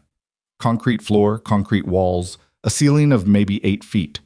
The space was the size of a large room, maybe 30 feet by 20, and it was filled with shelving units, institutional steel shelving, the kind used in government storage facilities, and on the shelves, in waterproof cases of varying sizes, were the archives, dozens of cases, each labeled in numerical sequences. The cases were serious, military-grade waterproof containers, the green-gray of government equipment, sealed with latches rather than zippers. And on the floor, in the center of the room, 2 things that Gage had not prepared himself for. A sleeping bag. Used, recently unrolled, with a foam pad beneath it and a small camp lantern beside it, its battery dead. And beside the sleeping bag, a leather jacket. Not a new jacket. A jacket so old that the leather had gone the color of old wood, dark brown verging on black. The seams repaired in 2 places with what appeared to be dental floss in the methodical improvised repair of someone far from a proper shop. On the left breast, barely visible against the dark leather, the ghost of a removed patch. An iron compass patch. Gage picked up the jacket with a hand that had stopped being steady. On the inside collar, in permanent marker, faded but legible, a name. D. Croft. The world went very still inside Gage's chest. Danny Croft's jacket. Gage. Dex's voice, from behind him, quiet and shaken in a way. Dex's voice was almost never shaken. Gage turned. Dex was holding the camp lantern, had opened the base of it, and inside the battery compartment, tucked behind the dead batteries folded twice, was a piece of paper. He unfolded it, held it in his headlight. Handwriting. Cramped, precise, small. The same handwriting from the map. Mick Pruitt's handwriting. Dex read it. His face while he read it was the face of someone watching something they've carried as absence for 3 decades take on the weight of presence. When he finished, he handed it to Gage without speaking. Gage read it. If you found this, it means someone followed the map. I hope it's brothers. I hope it's people who knew us. We've been down here, Danny and me, for 11 days. Reese and Carr didn't make it past level 1. They were waiting for us. Kane's men. Danny is hurt, his leg, but he can walk. We found the archive and we've been reading everything. It's all here. Everything Aldridge described and more. This is enough to end careers. Enough to put men in prison for decades. Enough to name the dead. We can't get the archive out without help. We don't know who told them we were coming. We don't know who to trust. We're going to try again in 2 days when Danny's leg is better. If we're not here when you find this, if we didn't make it out, get the archive out. Don't negotiate. Don't compromise. Get it out and get it to people who can't be bought. The families deserve to know. The dead deserve to be named. MP Gage's hand was not shaking. He made it not shake through something that cost him. He looked at Danny Croft's jacket. Danny and Mick had made it down here, had survived whatever happened at level 1 that killed Reese and Carr, had held up in this room for 11 days, reading 30 years of documented corruption and waiting for their leg to heal enough to try again. They'd tried again, and they hadn't come back out. But the archive was still here. Everything they'd died trying to retrieve was here, on these shelves, in these cases, waiting. Gage folded the note, put it in his pocket. He looked at Harlan, who was standing in the doorway of the archive room, the rifle in his hands, looking at Danny Croft's jacket. Harlan's face. It was a face Gage had never seen on that man in 40 years of knowing him. Not guilt and not grief separately, but both of them together making something new, a specific kind of devastation that comes from understanding at full depth, finally, irreversibly, the true weight of what you did and what it cost and who paid it. They made it, Harlan said. His voice was barely audible over the sound of the water outside the room. They made it down here, Gage said. They survived 11 days. They read everything. He paused. And then they tried to walk out and someone was waiting. Harlan put one hand against the doorframe, a physical steadying. They didn't give it up, Dex said. He was looking at the shelves, at the cases. The archive is still here. They protected it. Whatever happened to them on the way out, they didn't tell anyone what was in here. Owen was standing in the center of the room, turning slowly, looking at the shelves, at the scope of what was here. He had not spoken since they came down the second ladder, which Gage had been tracking the way you track the vital signs of something important. The boy's silence as a measure of his state, the quality of it, whether it was functional or something else. It was functional. I was reading cases, reading the numerical labels, doing the cataloging instinct that had led him to scavenge abandoned houses at 6 in the morning. The systematic assessment of what was here, what it was worth, what it meant. There are 43 cases, Owen said, and they're numbered sequentially. Someone organized this. Stills, Dex said, or his archivists. This was meant to be functional, not just stored but accessible. He kept it organized because he might need to use it. The corruption went both ways. He had evidence on people he wanted to protect himself, not just evidence he wanted buried. Which means it's indexed, Owen said. Dex looked at him. Yes. So we could find specific things fast. Yes. Then we need to find the things about the men who died in the mining accidents, Owen said. The 46. And the things about Reese and Carr. Because if there are records of people Kane's people killed, that's not just corruption, that's murder. That's the kind of thing that can't be suppressed even by people with money. The three men looked at the boy. Dex said very quietly, "He's right." Gage was already moving to the shelves. They worked fast. Dex had a system within 3 minutes, opening cases, scanning indexes, closing and moving to the next. Harlan stayed at the door, rifle in hand, listening to the level outside. Owen moved alongside Dex, reading case indexes when Dex moved ahead, placing his headlight where it was most useful without being asked.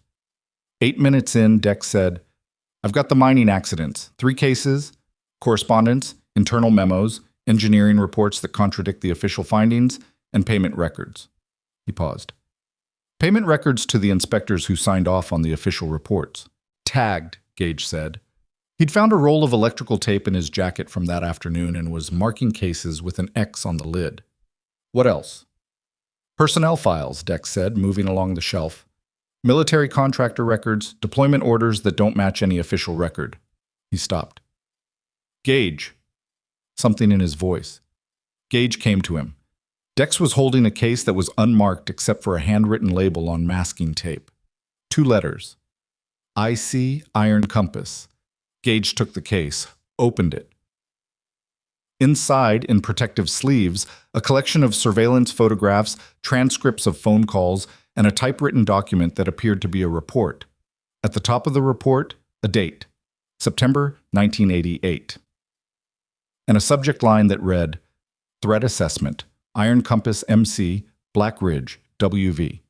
Below it, 3 pages detailing what the Iron Compass chapter had found and what it intended to do and the recommended response. The recommended response was not legal. It was not ambiguous. It was 4 words: neutralize before October 15. The date of the October run was October 12. Gage stood in the underground room with the water moving on the floor outside and the yellow light of the emergency system bleeding through from the corridor and this document in his hands.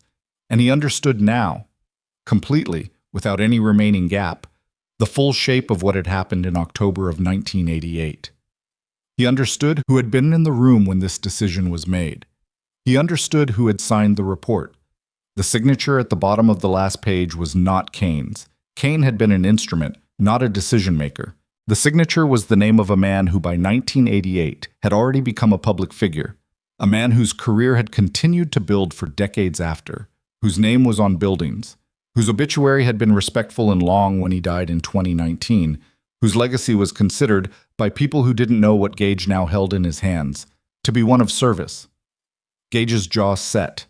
He put the document in its sleeve and closed the case and marked it and stood for a moment with his hand on the lid. Harlan said from the doorway, very sharp and very quiet, "Movement." Everything stopped. The silence was absolute for 2 seconds. Then from above, from level 2, from the passage they'd come down, the sound of boots on the timber ladder rungs. More than one set. Gage had the shotgun off his back in one movement. Dex was already at the shelves, grabbing the marked cases, 4 of them, the most critical, and stacking them. Harlan was pulling the door to the archive room, checking the hinges, assessing whether it could be held. "How many?" Gage said. Harlan listened. 3, maybe 4. Moving fast. They know the layout. "The generator," Dex said. "They can cut the lights." "If they cut the lights, we're blind with them," Gage said. "Leave it." "Then they can flood this level." Dex's voice was controlled and precise and dealing with the reality in front of him rather than the implications of it. "There's a water main access marked on my copy of the map. Level 1. If they open it, they'll flood themselves too." "They have dry suits in those SUVs," Harlan said. "I saw the cases when they were loading." Of course they did. Of course, Victor Kane's people had prepared for exactly this scenario, because Victor Kane was a man who had been preparing for exactly this scenario for 36 years and had every advantage that money and time and professional paranoia could provide. Gage looked at Owen. The boy was standing beside the stacked cases with both hands on the top one, headlight on the door, waiting. His face was white around the edges, the physical symptom of fear that the rest of his face was refusing to show, and his breathing was fast but controlled. "Owen," Gage said, "I'm here. Behind the shelving unit on the back wall, between it and the concrete. You get there and you stay there until I tell you otherwise. The cases, leave them. Go." Owen went. He moved fast and low and was behind the shelving unit in 4 seconds, and Gage could see his headlight go off. The boy turning it off on his own initiative, going dark, understanding without being told that light was a liability now. The sound of boots on the level 2 floor above them. Multiple sets, moving toward the ladder. Gage positioned himself to the left of the archive room door. Inside the room, flat to the wall, the door between himself and the entrance. Dex took the right side. Harlan was in the doorway itself, rifle up, looking through the crack at the level 3 corridor and the standing water in the bottom of the ladder. A light appeared at the top of the ladder. Strong, white, the tactical variety. Then boots on the upper rungs. Kane's man came down fast and hit the standing water and swept his light, and Harlan put the rifle on him through the door crack and said one word. "Stop." The man stopped. Gage could see him through the gap in the door frame. Tactical vest, earpiece, the build of someone who trained consistently and professionally. He held a weapon at the low ready, and his light was in his other hand, and he was very good at controlling his reaction to finding a rifle aimed at his face, which told Gage exactly what kind of people Kane hired. "Weapon down," Harlan said. The man didn't put the weapon down. A second light appeared at the top of the ladder. "There are 4 of you," the man in the water said. His voice was level. "And there are more of us than there are of you. This does not have to become something that can't be undone." "Tell that to Mick Pruitt," Gage said from the wall. A pause. "Put down the cases," the man said. "Walk out. No one gets hurt." There's a child in this room, Gage said. I need you to think very carefully about what that means for the next decision you make. Another pause, longer this time.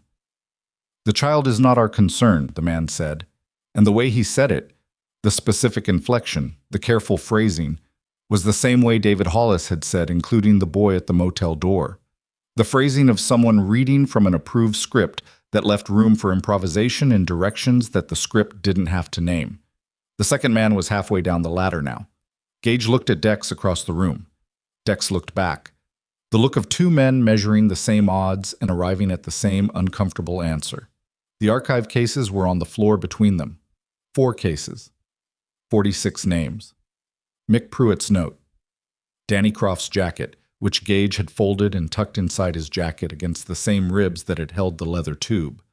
The standing water in the corridor was beginning to rise. Someone upstairs had opened the water main. Dex said it before Gage could. They're flooding it. The water at the bottom of the ladder was already above the first man's ankles, moving with purpose now, not seeping, a directed flow. Owen's voice from behind the shelf, very quiet, very steady. There's a symbol on the wall back here. Gage didn't look away from the door. What kind of symbol? A compass rose. A pause. And an arrow.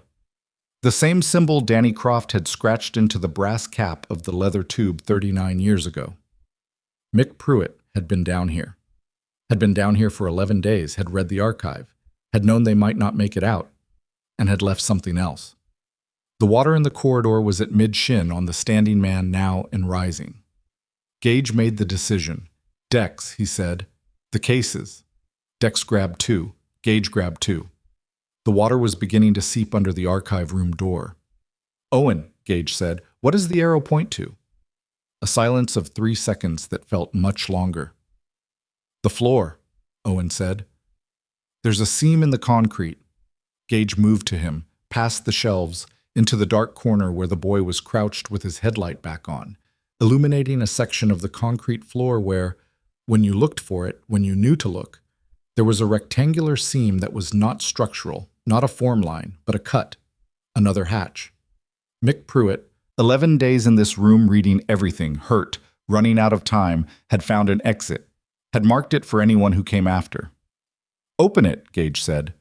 Owen's fingers found the seam and pulled, and the section of concrete, thinner than it looked, a panel over a void, came up on a hinge that moved stiffly but moved.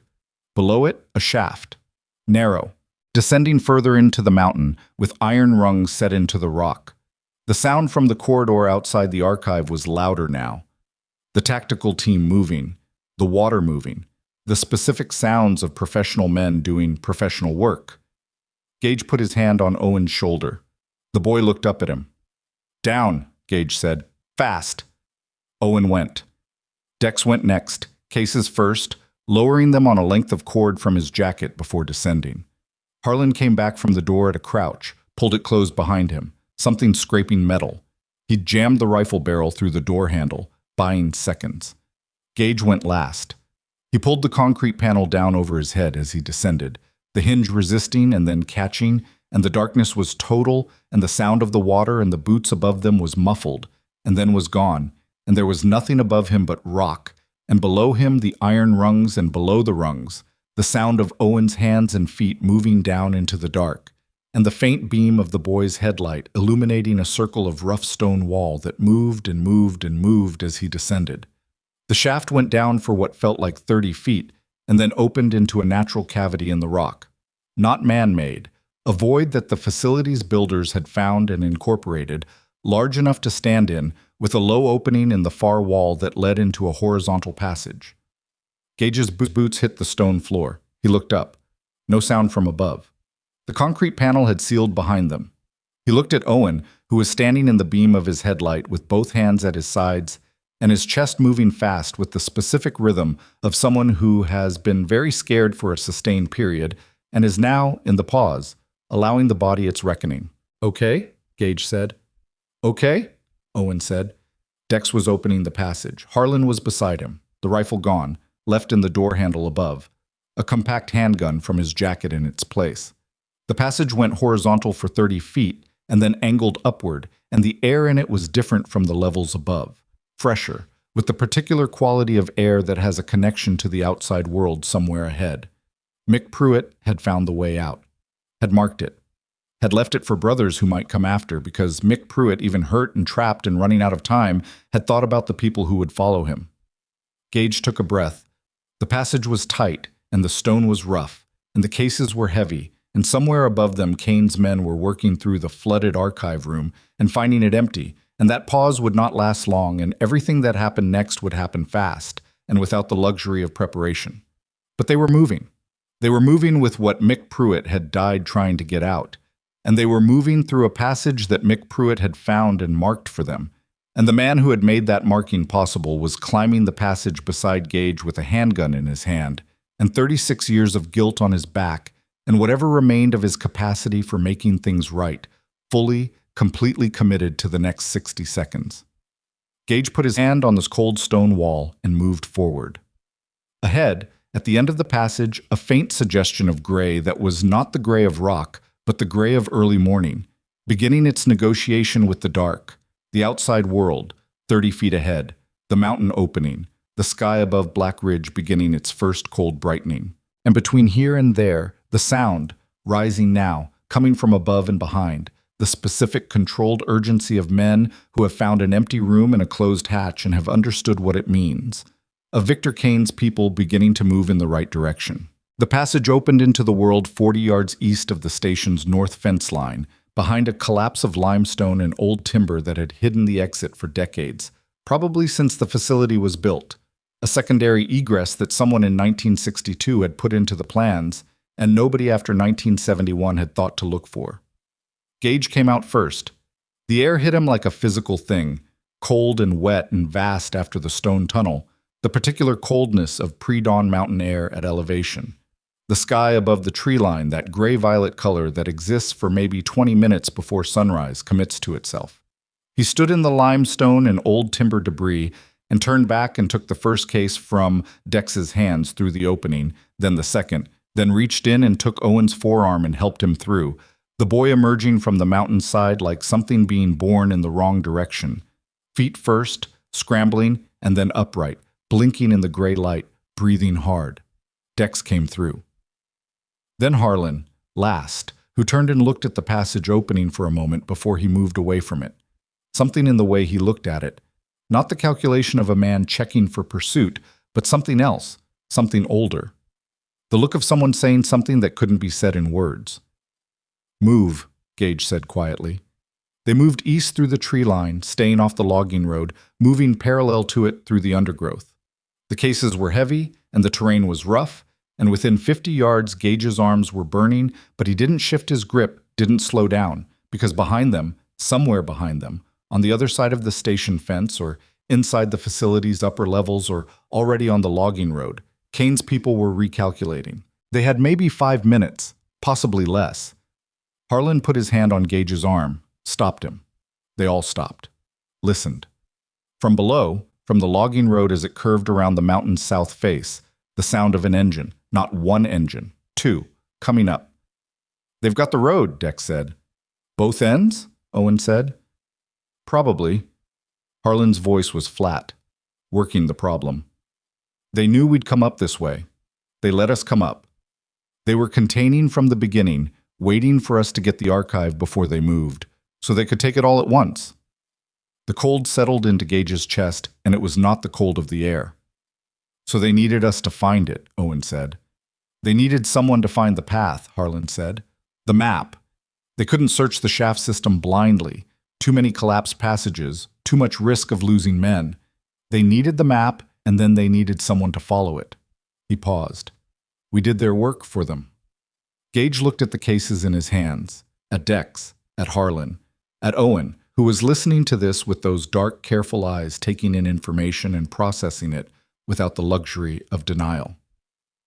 "Then we don't give them what they waited for," Gage said. Harlan looked at him. "There are 2 vehicles on that road and at minimum 4 men in the facility behind us." "I know." "Gage, I know the math," Gage said. "I'm not talking about the math." He set down one of the cases, opened it. Inside, among the indexed documents, what he was looking for, Roy Aldridge's documented account, the financial records, the engineering reports on the mining accidents. He lifted the top section of documents from the case and handed it to Owen. "Can you run?" he said. The boy looked at him. "Yes." "There's a creek bed below the east face. It runs down to the Harker farm. That's about a mile. The Harkers have a landline because Earl Harker has never trusted cell service, and he's been right about that his entire life." He looked at the boy steadily. "You take these documents and you run to that farm and you knock on that door and you tell Earl Harker that Gage Mercer needs him to drive you to the county line, and you call the number I'm going to give you right now." "What number?" Gage reached into his jacket and produced a pen, the motel pen from the table, the one that had weighted the corner of the map, and wrote a number on the back of Owen's hand. "Patricia Voss. She's a federal investigative reporter out of Charleston. I've had that number for 6 years, and I've never called it because I never had anything that warranted the call."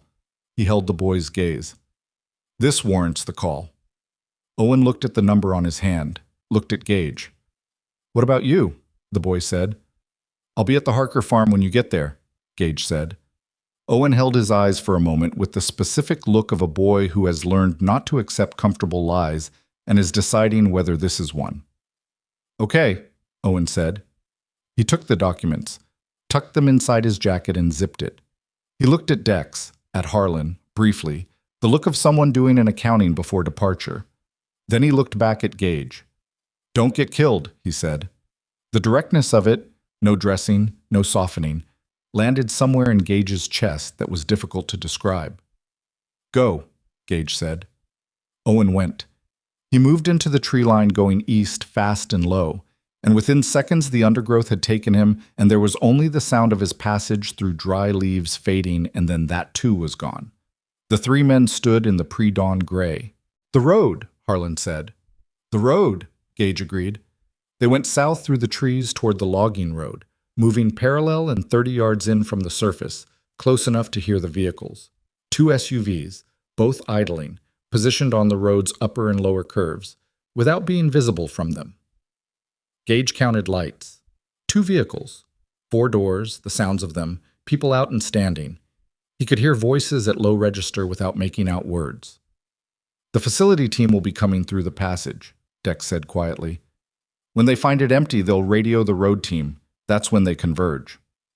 "So we move before they radio," Gage said. Dex looked at him. "There are 3 of us. No rifle, 1 handgun, and 2 shotguns, and—" He stopped, recalculated. The look of a man who has spent 4 years making furniture in Georgia and is now standing on a mountain in the dark and discovering that certain things do not fully leave you. "Okay. The upper vehicle first," Harlan said. "It's blocking the only route down. We need it moved or we need it stopped."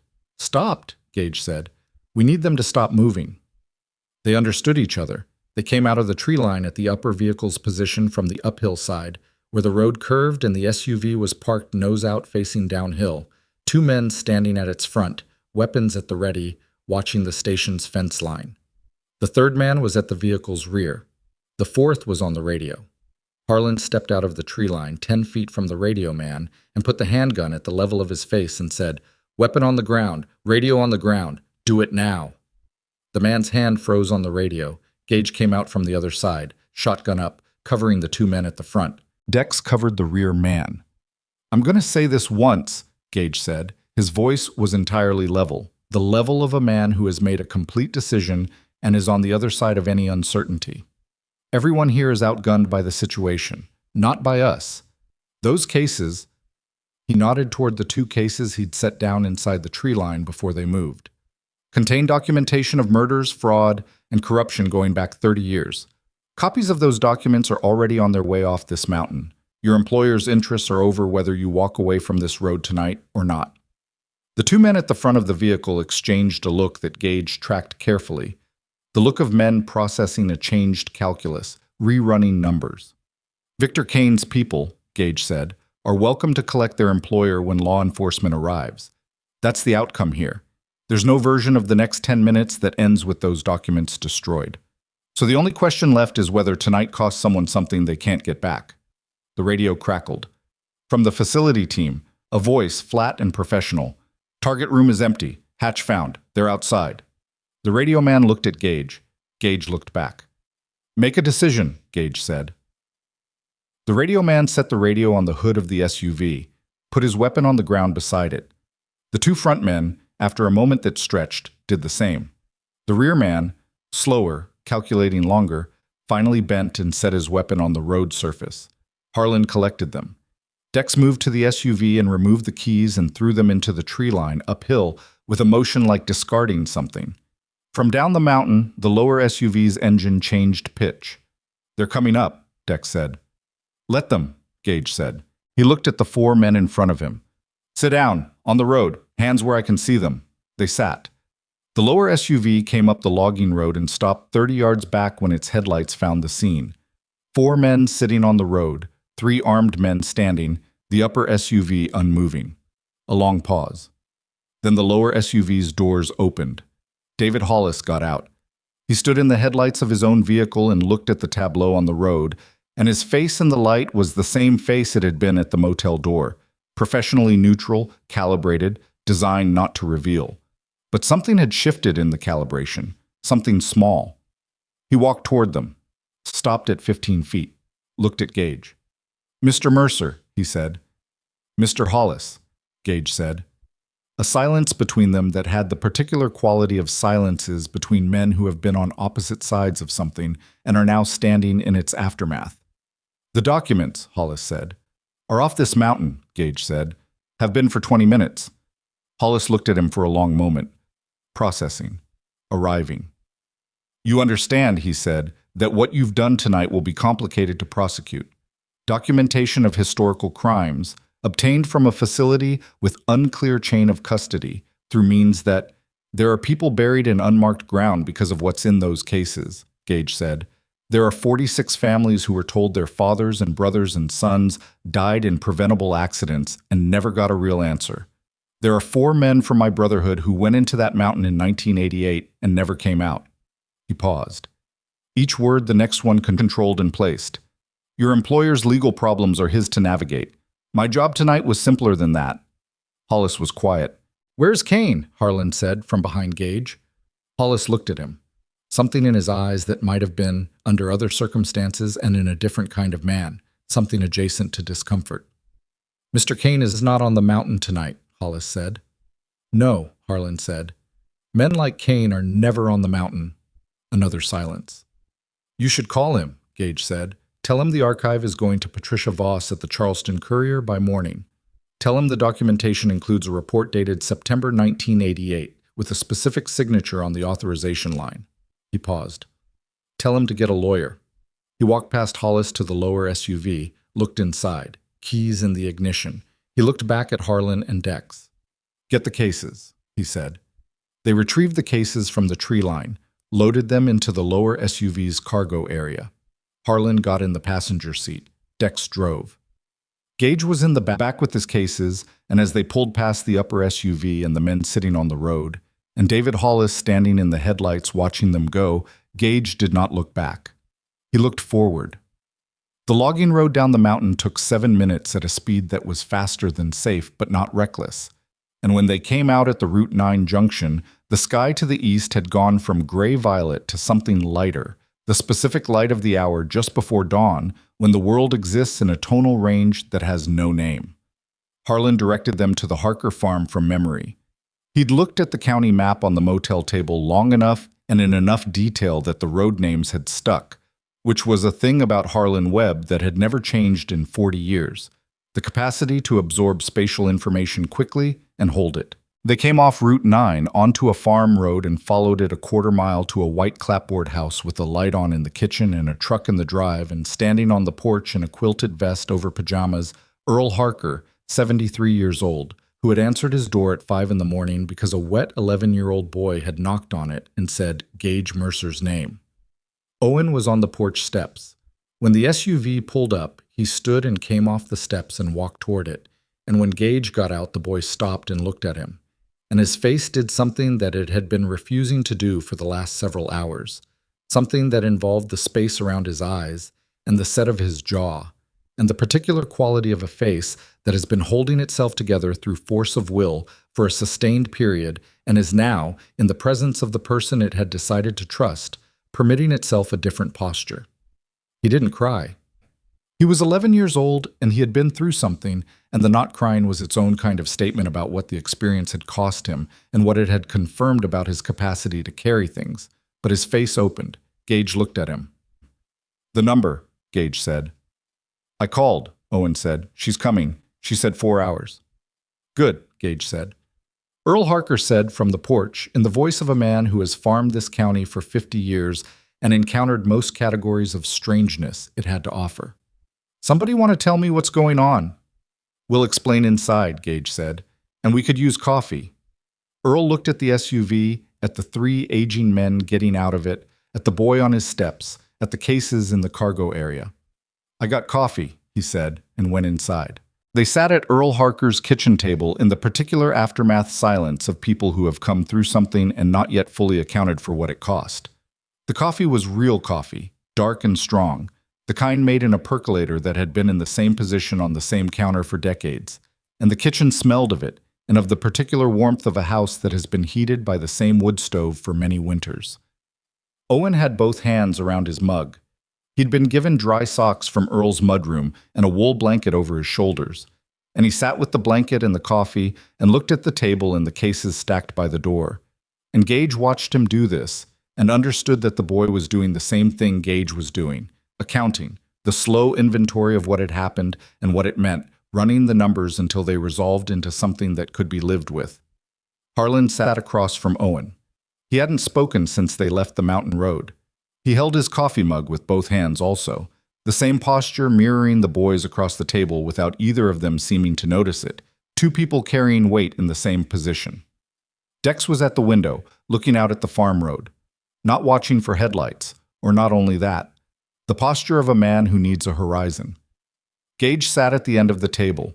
He reached into his jacket and took out Danny Croft's folded leather jacket, set it on the table in front of him, smoothed it flat with his palm, the old leather soft under his hand in the way very old leather gets, the particular softness that is the accumulation of years of use and weather and the oils of the person who wore it. Owen looked at it. "He was one of them," Owen said. "One of the 4. Danny Croft," Gage said. "He could fix any engine built before 1980, and he laughed at things that weren't funny because it was the only way he knew to stay even." He paused. "He was 34 years old in October 1988. Owen touched the edge of the jacket with one finger. Didn't pick it up, just touched it. "Mick Pruitt was 31, Gage said. Reese Dunbar was 40, almost 41. Thomas Carr was 28. He'd only been patched in for 18 months. Another pause. He was proud of that patch like you wouldn't believe. Earl Harker, who had the wisdom of a man who understood when a table needed to be left to its own business, refilled mugs and retreated to the living room with his own coffee and a newspaper, and the kitchen was theirs. The wood stove ticked. "Harlan," Owen said. Harlan looked up. The boy held his gaze across the table. The boy who had spent his childhood calculating the math of survival, who had pulled a dead man's map from a ditch, who had sat behind Gage on a motorcycle in the rain without asking where they were going because something in him had made a decision that the scarred man was the right direction. "My dad," Owen said. "Did he know everything?" Harlan's hands moved around the mug. His jaw worked once. "He knew there was a betrayal," Harlan said. "He didn't know who. He'd spent years trying to figure out who." A pause that had real mass to it. "If he'd found me, I think he would have..." He stopped, recalculated what he wanted to say and what was actually true. "I think he would have been angrier than anyone I've ever faced." "Yeah," Owen said. "He would have been." A silence. "He deserved to know," Owen said. Not an accusation, a statement. The particular flatness of someone saying a true thing that the truth of doesn't change anything. "Yes," Harlan said. "He did." Owen looked at him for another moment and then looked at his coffee. And that was all. No further indictment, no performance of forgiveness, no theatrical reckoning, just the acknowledgement, placed on the table between them, existing. Gage understood the boy then in a way he hadn't fully before. Owen Mercer was not going to carry Harlan's guilt for him. was not going to grant absolution or deny it, was going to leave the weight exactly where it belonged and allow the man beneath it to figure out what to do with it. That was a mature understanding of justice that most adults spent their whole lives not reaching, and this 11-year-old had arrived at it in the space of 12 hours. He thought about Ray Mercer, about what Ray might have been if he hadn't spent his life carrying something that wasn't his to carry, about the particular damage that comes from knowing a wound exists without being able to name the instrument that made it. He thought about Owen growing up in its wake and what that had made him and what it might still make him. "I'm going to tell you something," Gage said to Owen. He waited until the boy looked at him. "What happens with those cases, with Voss, with whatever comes from it, that's going to take time. Months, maybe years. The people involved have lawyers and resources, and they're going to use both." He paused. "But there are 46 families in this county who are going to get answers they've waited 40 years for, and 4 men who are going to get their names said correctly for the first time." He looked at Danny Croft's jacket on the table. "That's real. Whatever else happens, that's a real thing." Owen listened to this, processed it. "Is that enough?" he said. Gage thought about Mick Pruitt writing a note in the dark underground and leaving it for people who might come after him. Thought about 11 days in a sealed room with cold water rising and a friend's hurt leg and 30 years of buried corruption spread out on the floor around you, and still, thinking about the people who would follow, still marking the way out.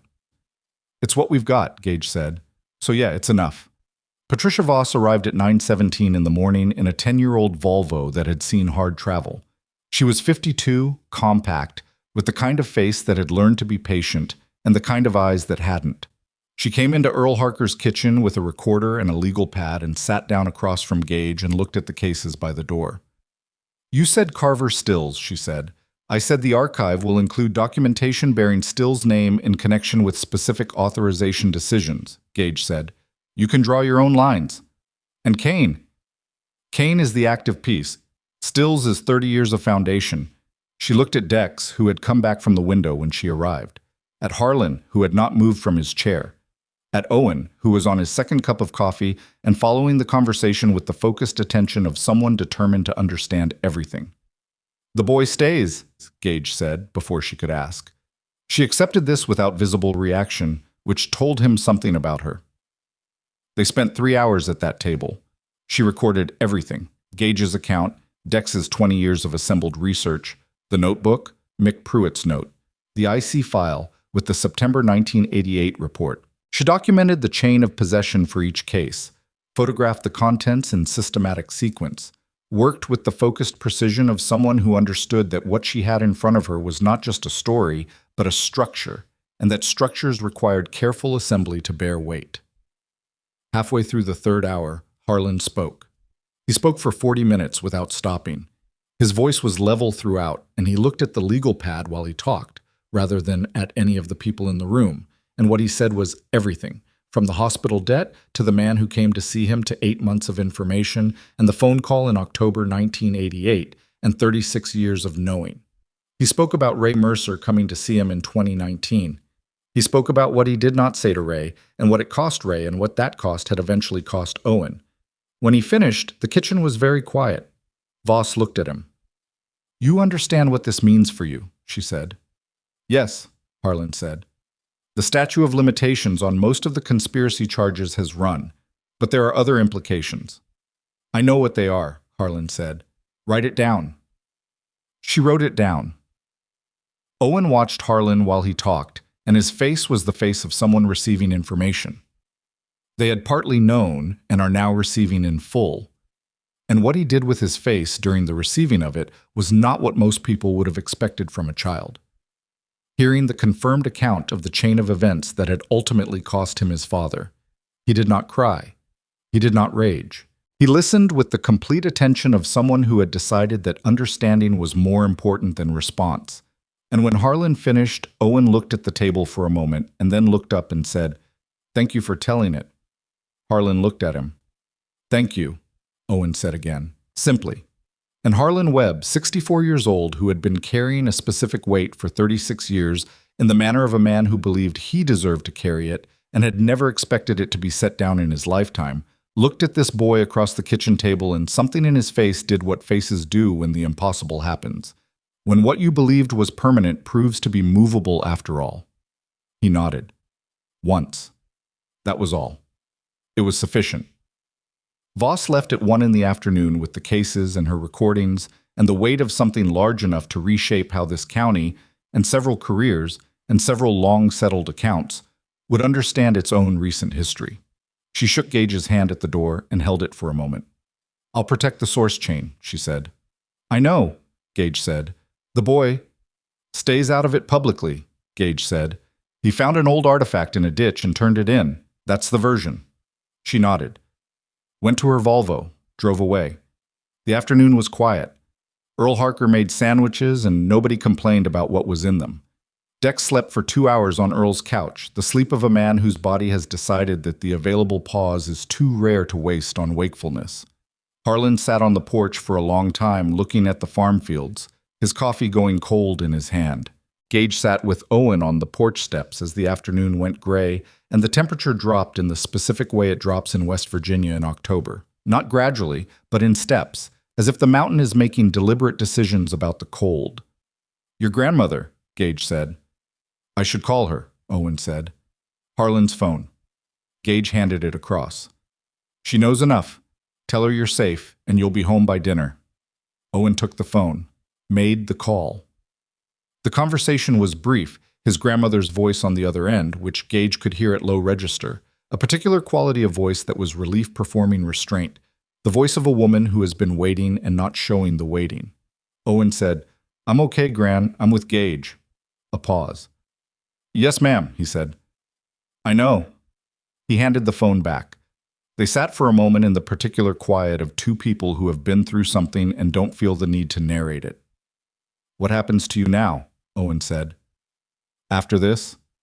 Gage looked at the farm fields, at the tree line to the east, which was the edge of the mountain country, the beginning of the rise that went up to Black Ridge and the old federal relay station, and the tunnel where Mick Pruitt had spent 11 days reading 30 years of corruption and left a note for people who might come after. "I don't know yet," Gage said. "That's not the same as nothing," Owen said. Gage looked at him. The boy was right. It wasn't the same as nothing. 3 days ago, I don't know, and nothing had been close enough to the same thing that the distinction hadn't mattered. Now the distinction had weight. He didn't examine that too carefully yet, but he noticed it. "What about you?" he said. Owen thought about it. "School on Monday," he said. "Gran's dialysis on Tuesday." A pause. "Same as always." "Same as always," Gage said, "except it's not," Owen said. "No," Gage agreed. "It's not." They drove Owen home at 4:30.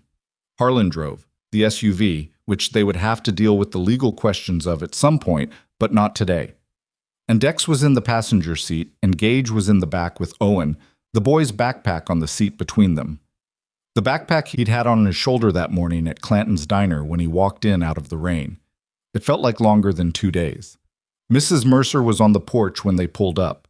She stood with her arms crossed, not against the cold, but in the posture of someone who has been waiting and has spent the wait time deciding what kind of waiting it is. When the SUV stopped and Owen got out, she came down the ramp and looked at him with the specificity of a person checking inventory. His face, his hands, whether he was moving the way he usually moved. She looked at Gage. He got out. "He's all right," Gage said. She looked at him for a long moment with those sharp eyes that had not softened with age, only deepened. "Come in for coffee," she said. It was not a question. He went in. She made real coffee, not the instant variety, real grounds in a real drip maker that was older than Owen, and she put a cup in front of Gage at the kitchen table where he'd sat 2 nights ago with the whiskey between them, and told her the beginning of what had turned into something larger than either of them had anticipated. "It's done?" she said. "The part that needed doing," Gage said. "The rest takes time. But the archive is with a journalist with the resources to protect it and the legal team to manage what comes next." She nodded, slow, processing. "And the men who came to the motel," she said. "The men on the mountain." "Contained," Gage said. "Their employer is going to have larger problems than us within a week." She looked at her coffee. "My son," she said. "Ray. There will be documentation in what comes out," Gage said carefully. Documentation that establishes what he was trying to find and why he was trying to find it. His name will be associated with the right things. He paused. Not prominently, but correctly. She absorbed this. He deserved better, she said. Yes, Gage said. He did. She looked up at him. And you? What do you deserve? The question landed in a way he hadn't expected, and he sat with it for a moment, turning it the way you turn something over to find the angle it shows itself best from. I'm working on that, he said. She almost smiled. The almost of it was enough. Owen appeared in the doorway, having changed out of the wet things and into dry clothes, and stood there looking at them both with those dark, careful eyes. Are you leaving? He said to Gage. Tomorrow morning, Gage said. I've got to deal with some things. The motel room. Harlan and Dex will be around for a few days. He paused. I'll come back before I go. Owen absorbed this. How far back? I don't know yet. That's not the same as not coming back, Owen said. Gage looked at him. At Ray Mercer's face at a certain angle, and at a face that was also entirely its own. This boy who had walked into a diner in the rain and changed the last week, and in doing so had changed something larger, had dislodged a truth that 36 years of silence and money and fear had kept buried. No, Gage said. It's not the same. He left at 5. Walked to where Harlan had parked his shovelhead when they brought it down from the motel parking lot before Voss arrived, and stood beside it in the early evening cold with his hand on the seat. The leather seat was cold and familiar under his palm. The chrome on the engine was dull in the flat light, the kind of dull that needs a specific angle and specific light to show the reflection underneath it. The machine was old and rebuilt and had carried him across more ground than he'd ever mapped, and it still ran, and that had always been enough of a thing. Harlan came and stood beside him. They stood in the silence of two men at the end of something, not talking, which was appropriate. There were things between them now that language would not resolve, and that silence could hold better than words. What are you going to do? Gage said finally. Talk to a lawyer, Harlan said. The kind who handles things that are complicated. A pause. Whatever it costs. It'll cost a lot. Yeah. Harlan put his hand in his jacket pocket and looked at the street. It should. Gage nodded. Danny would have been 60 this year, Harlan said. February, Gage said. It was always cold in February. Complained about it every single year. You'd think after 40 years in this climate, he'd have come to some kind of arrangement with it. Harlan made a sound that was the ghost of a sound that was close to a laugh, in the way that grief is sometimes close to laughter when it gets old enough. Mick would have been insufferable, he said. With this. Once the archive came out, with his name on it, he would have been unbearable at parties for years. He was unbearable at parties anyway, Gage said. The silence afterward was a different quality, softer at the edges. The particular quality of silence that comes after the names of the dead are said aloud in a specific way. Not in mourning exactly, but in the full acknowledgement of who they were, the specific gravity of their specific personhoods, distinct and irreducible. Gage got on the motorcycle. Gage, Harlan said. Yeah. I'll make it right, whatever it takes. Gage looked at him. At the white-haired man standing in the early evening who had driven through the night on a phone call and climbed down into a mountain and jammed a rifle barrel through a door handle to buy them 30 seconds and then sat at a kitchen table and said all of it aloud. I know, Gage said. He started the shovelhead. The engine caught and settled into its particular note, the one that Gage felt in his sternum before he heard it with his ears, the sound of something built to last a long time and still lasting. He rode. Not away, not in the specific directional sense of departing without destination, the way he'd been riding for 3 years, county to county, the particular riding of a man who has confused movement with escape. He rode back through Black Ridge, which was a town trying to disappear, and mostly succeeding except for the places where it stubbornly persisted. Clanton's diner with its lights on, the diner where all of this had started 2 mornings ago when a boy walked in out of the rain with a dead man's map and held it out to a stranger. He parked in front of Clanton's. Went in. Darlene was behind the counter in the late afternoon quiet, and she looked at him as he sat at the end stool, his stool, and she filled a cup without asking. You look like you've had a week, she said. 2 days, he said. She looked at him for a moment with the assessing look of a woman who has seen a great many things from behind a counter and knows what things look like. You staying? She said. The words sat in the air between them. He looked at it. He thought about Owen Mercer on Tuesday mornings while his grandmother was at dialysis, doing the math of an empty house and a school he still had to get to, finding ways to be useful in the particular solitude of a child who had learned that adults came and went, and the world was mostly something you navigated alone. He thought about 4 men whose names were going to be said correctly for the first time in 36 years. He thought about a compass rose scratched into brass with a heated nail, and a note left in the dark for people who might come after, and the particular quality of loyalty that persists past death. For a while, he said. Darlene nodded once, moved back to the coffee maker. Outside the diner window, Blackridge was doing what it did in October in the early evening, going gray and cold and quiet, the mountains above it dark against a sky that was losing its light in long horizontal bands. The particular October sky of this part of the world, which was not beautiful in any easy sense, but which had a quality that you didn't find anywhere else, a depth of shadow and a persistence of cloud that made everything feel ancient and witnessed and not entirely alone. Gage wrapped both hands around his coffee mug. The warmth of it spread through his palms and up his wrists and settled somewhere in the center of his chest, and he sat with that warmth in the late afternoon quiet of Clanton's diner at the edge of a dying town, and it was enough. And he knew it was enough. And for the first time in 3 years, the knowing was not accompanied by the itch that told him to move. He stayed. This story is a complete work of cinematic fiction created solely for artistic entertainment. All characters, organizations, motorcycle clubs, locations, and events are entirely fictional and bear no relation to any real person, group, or historical incident.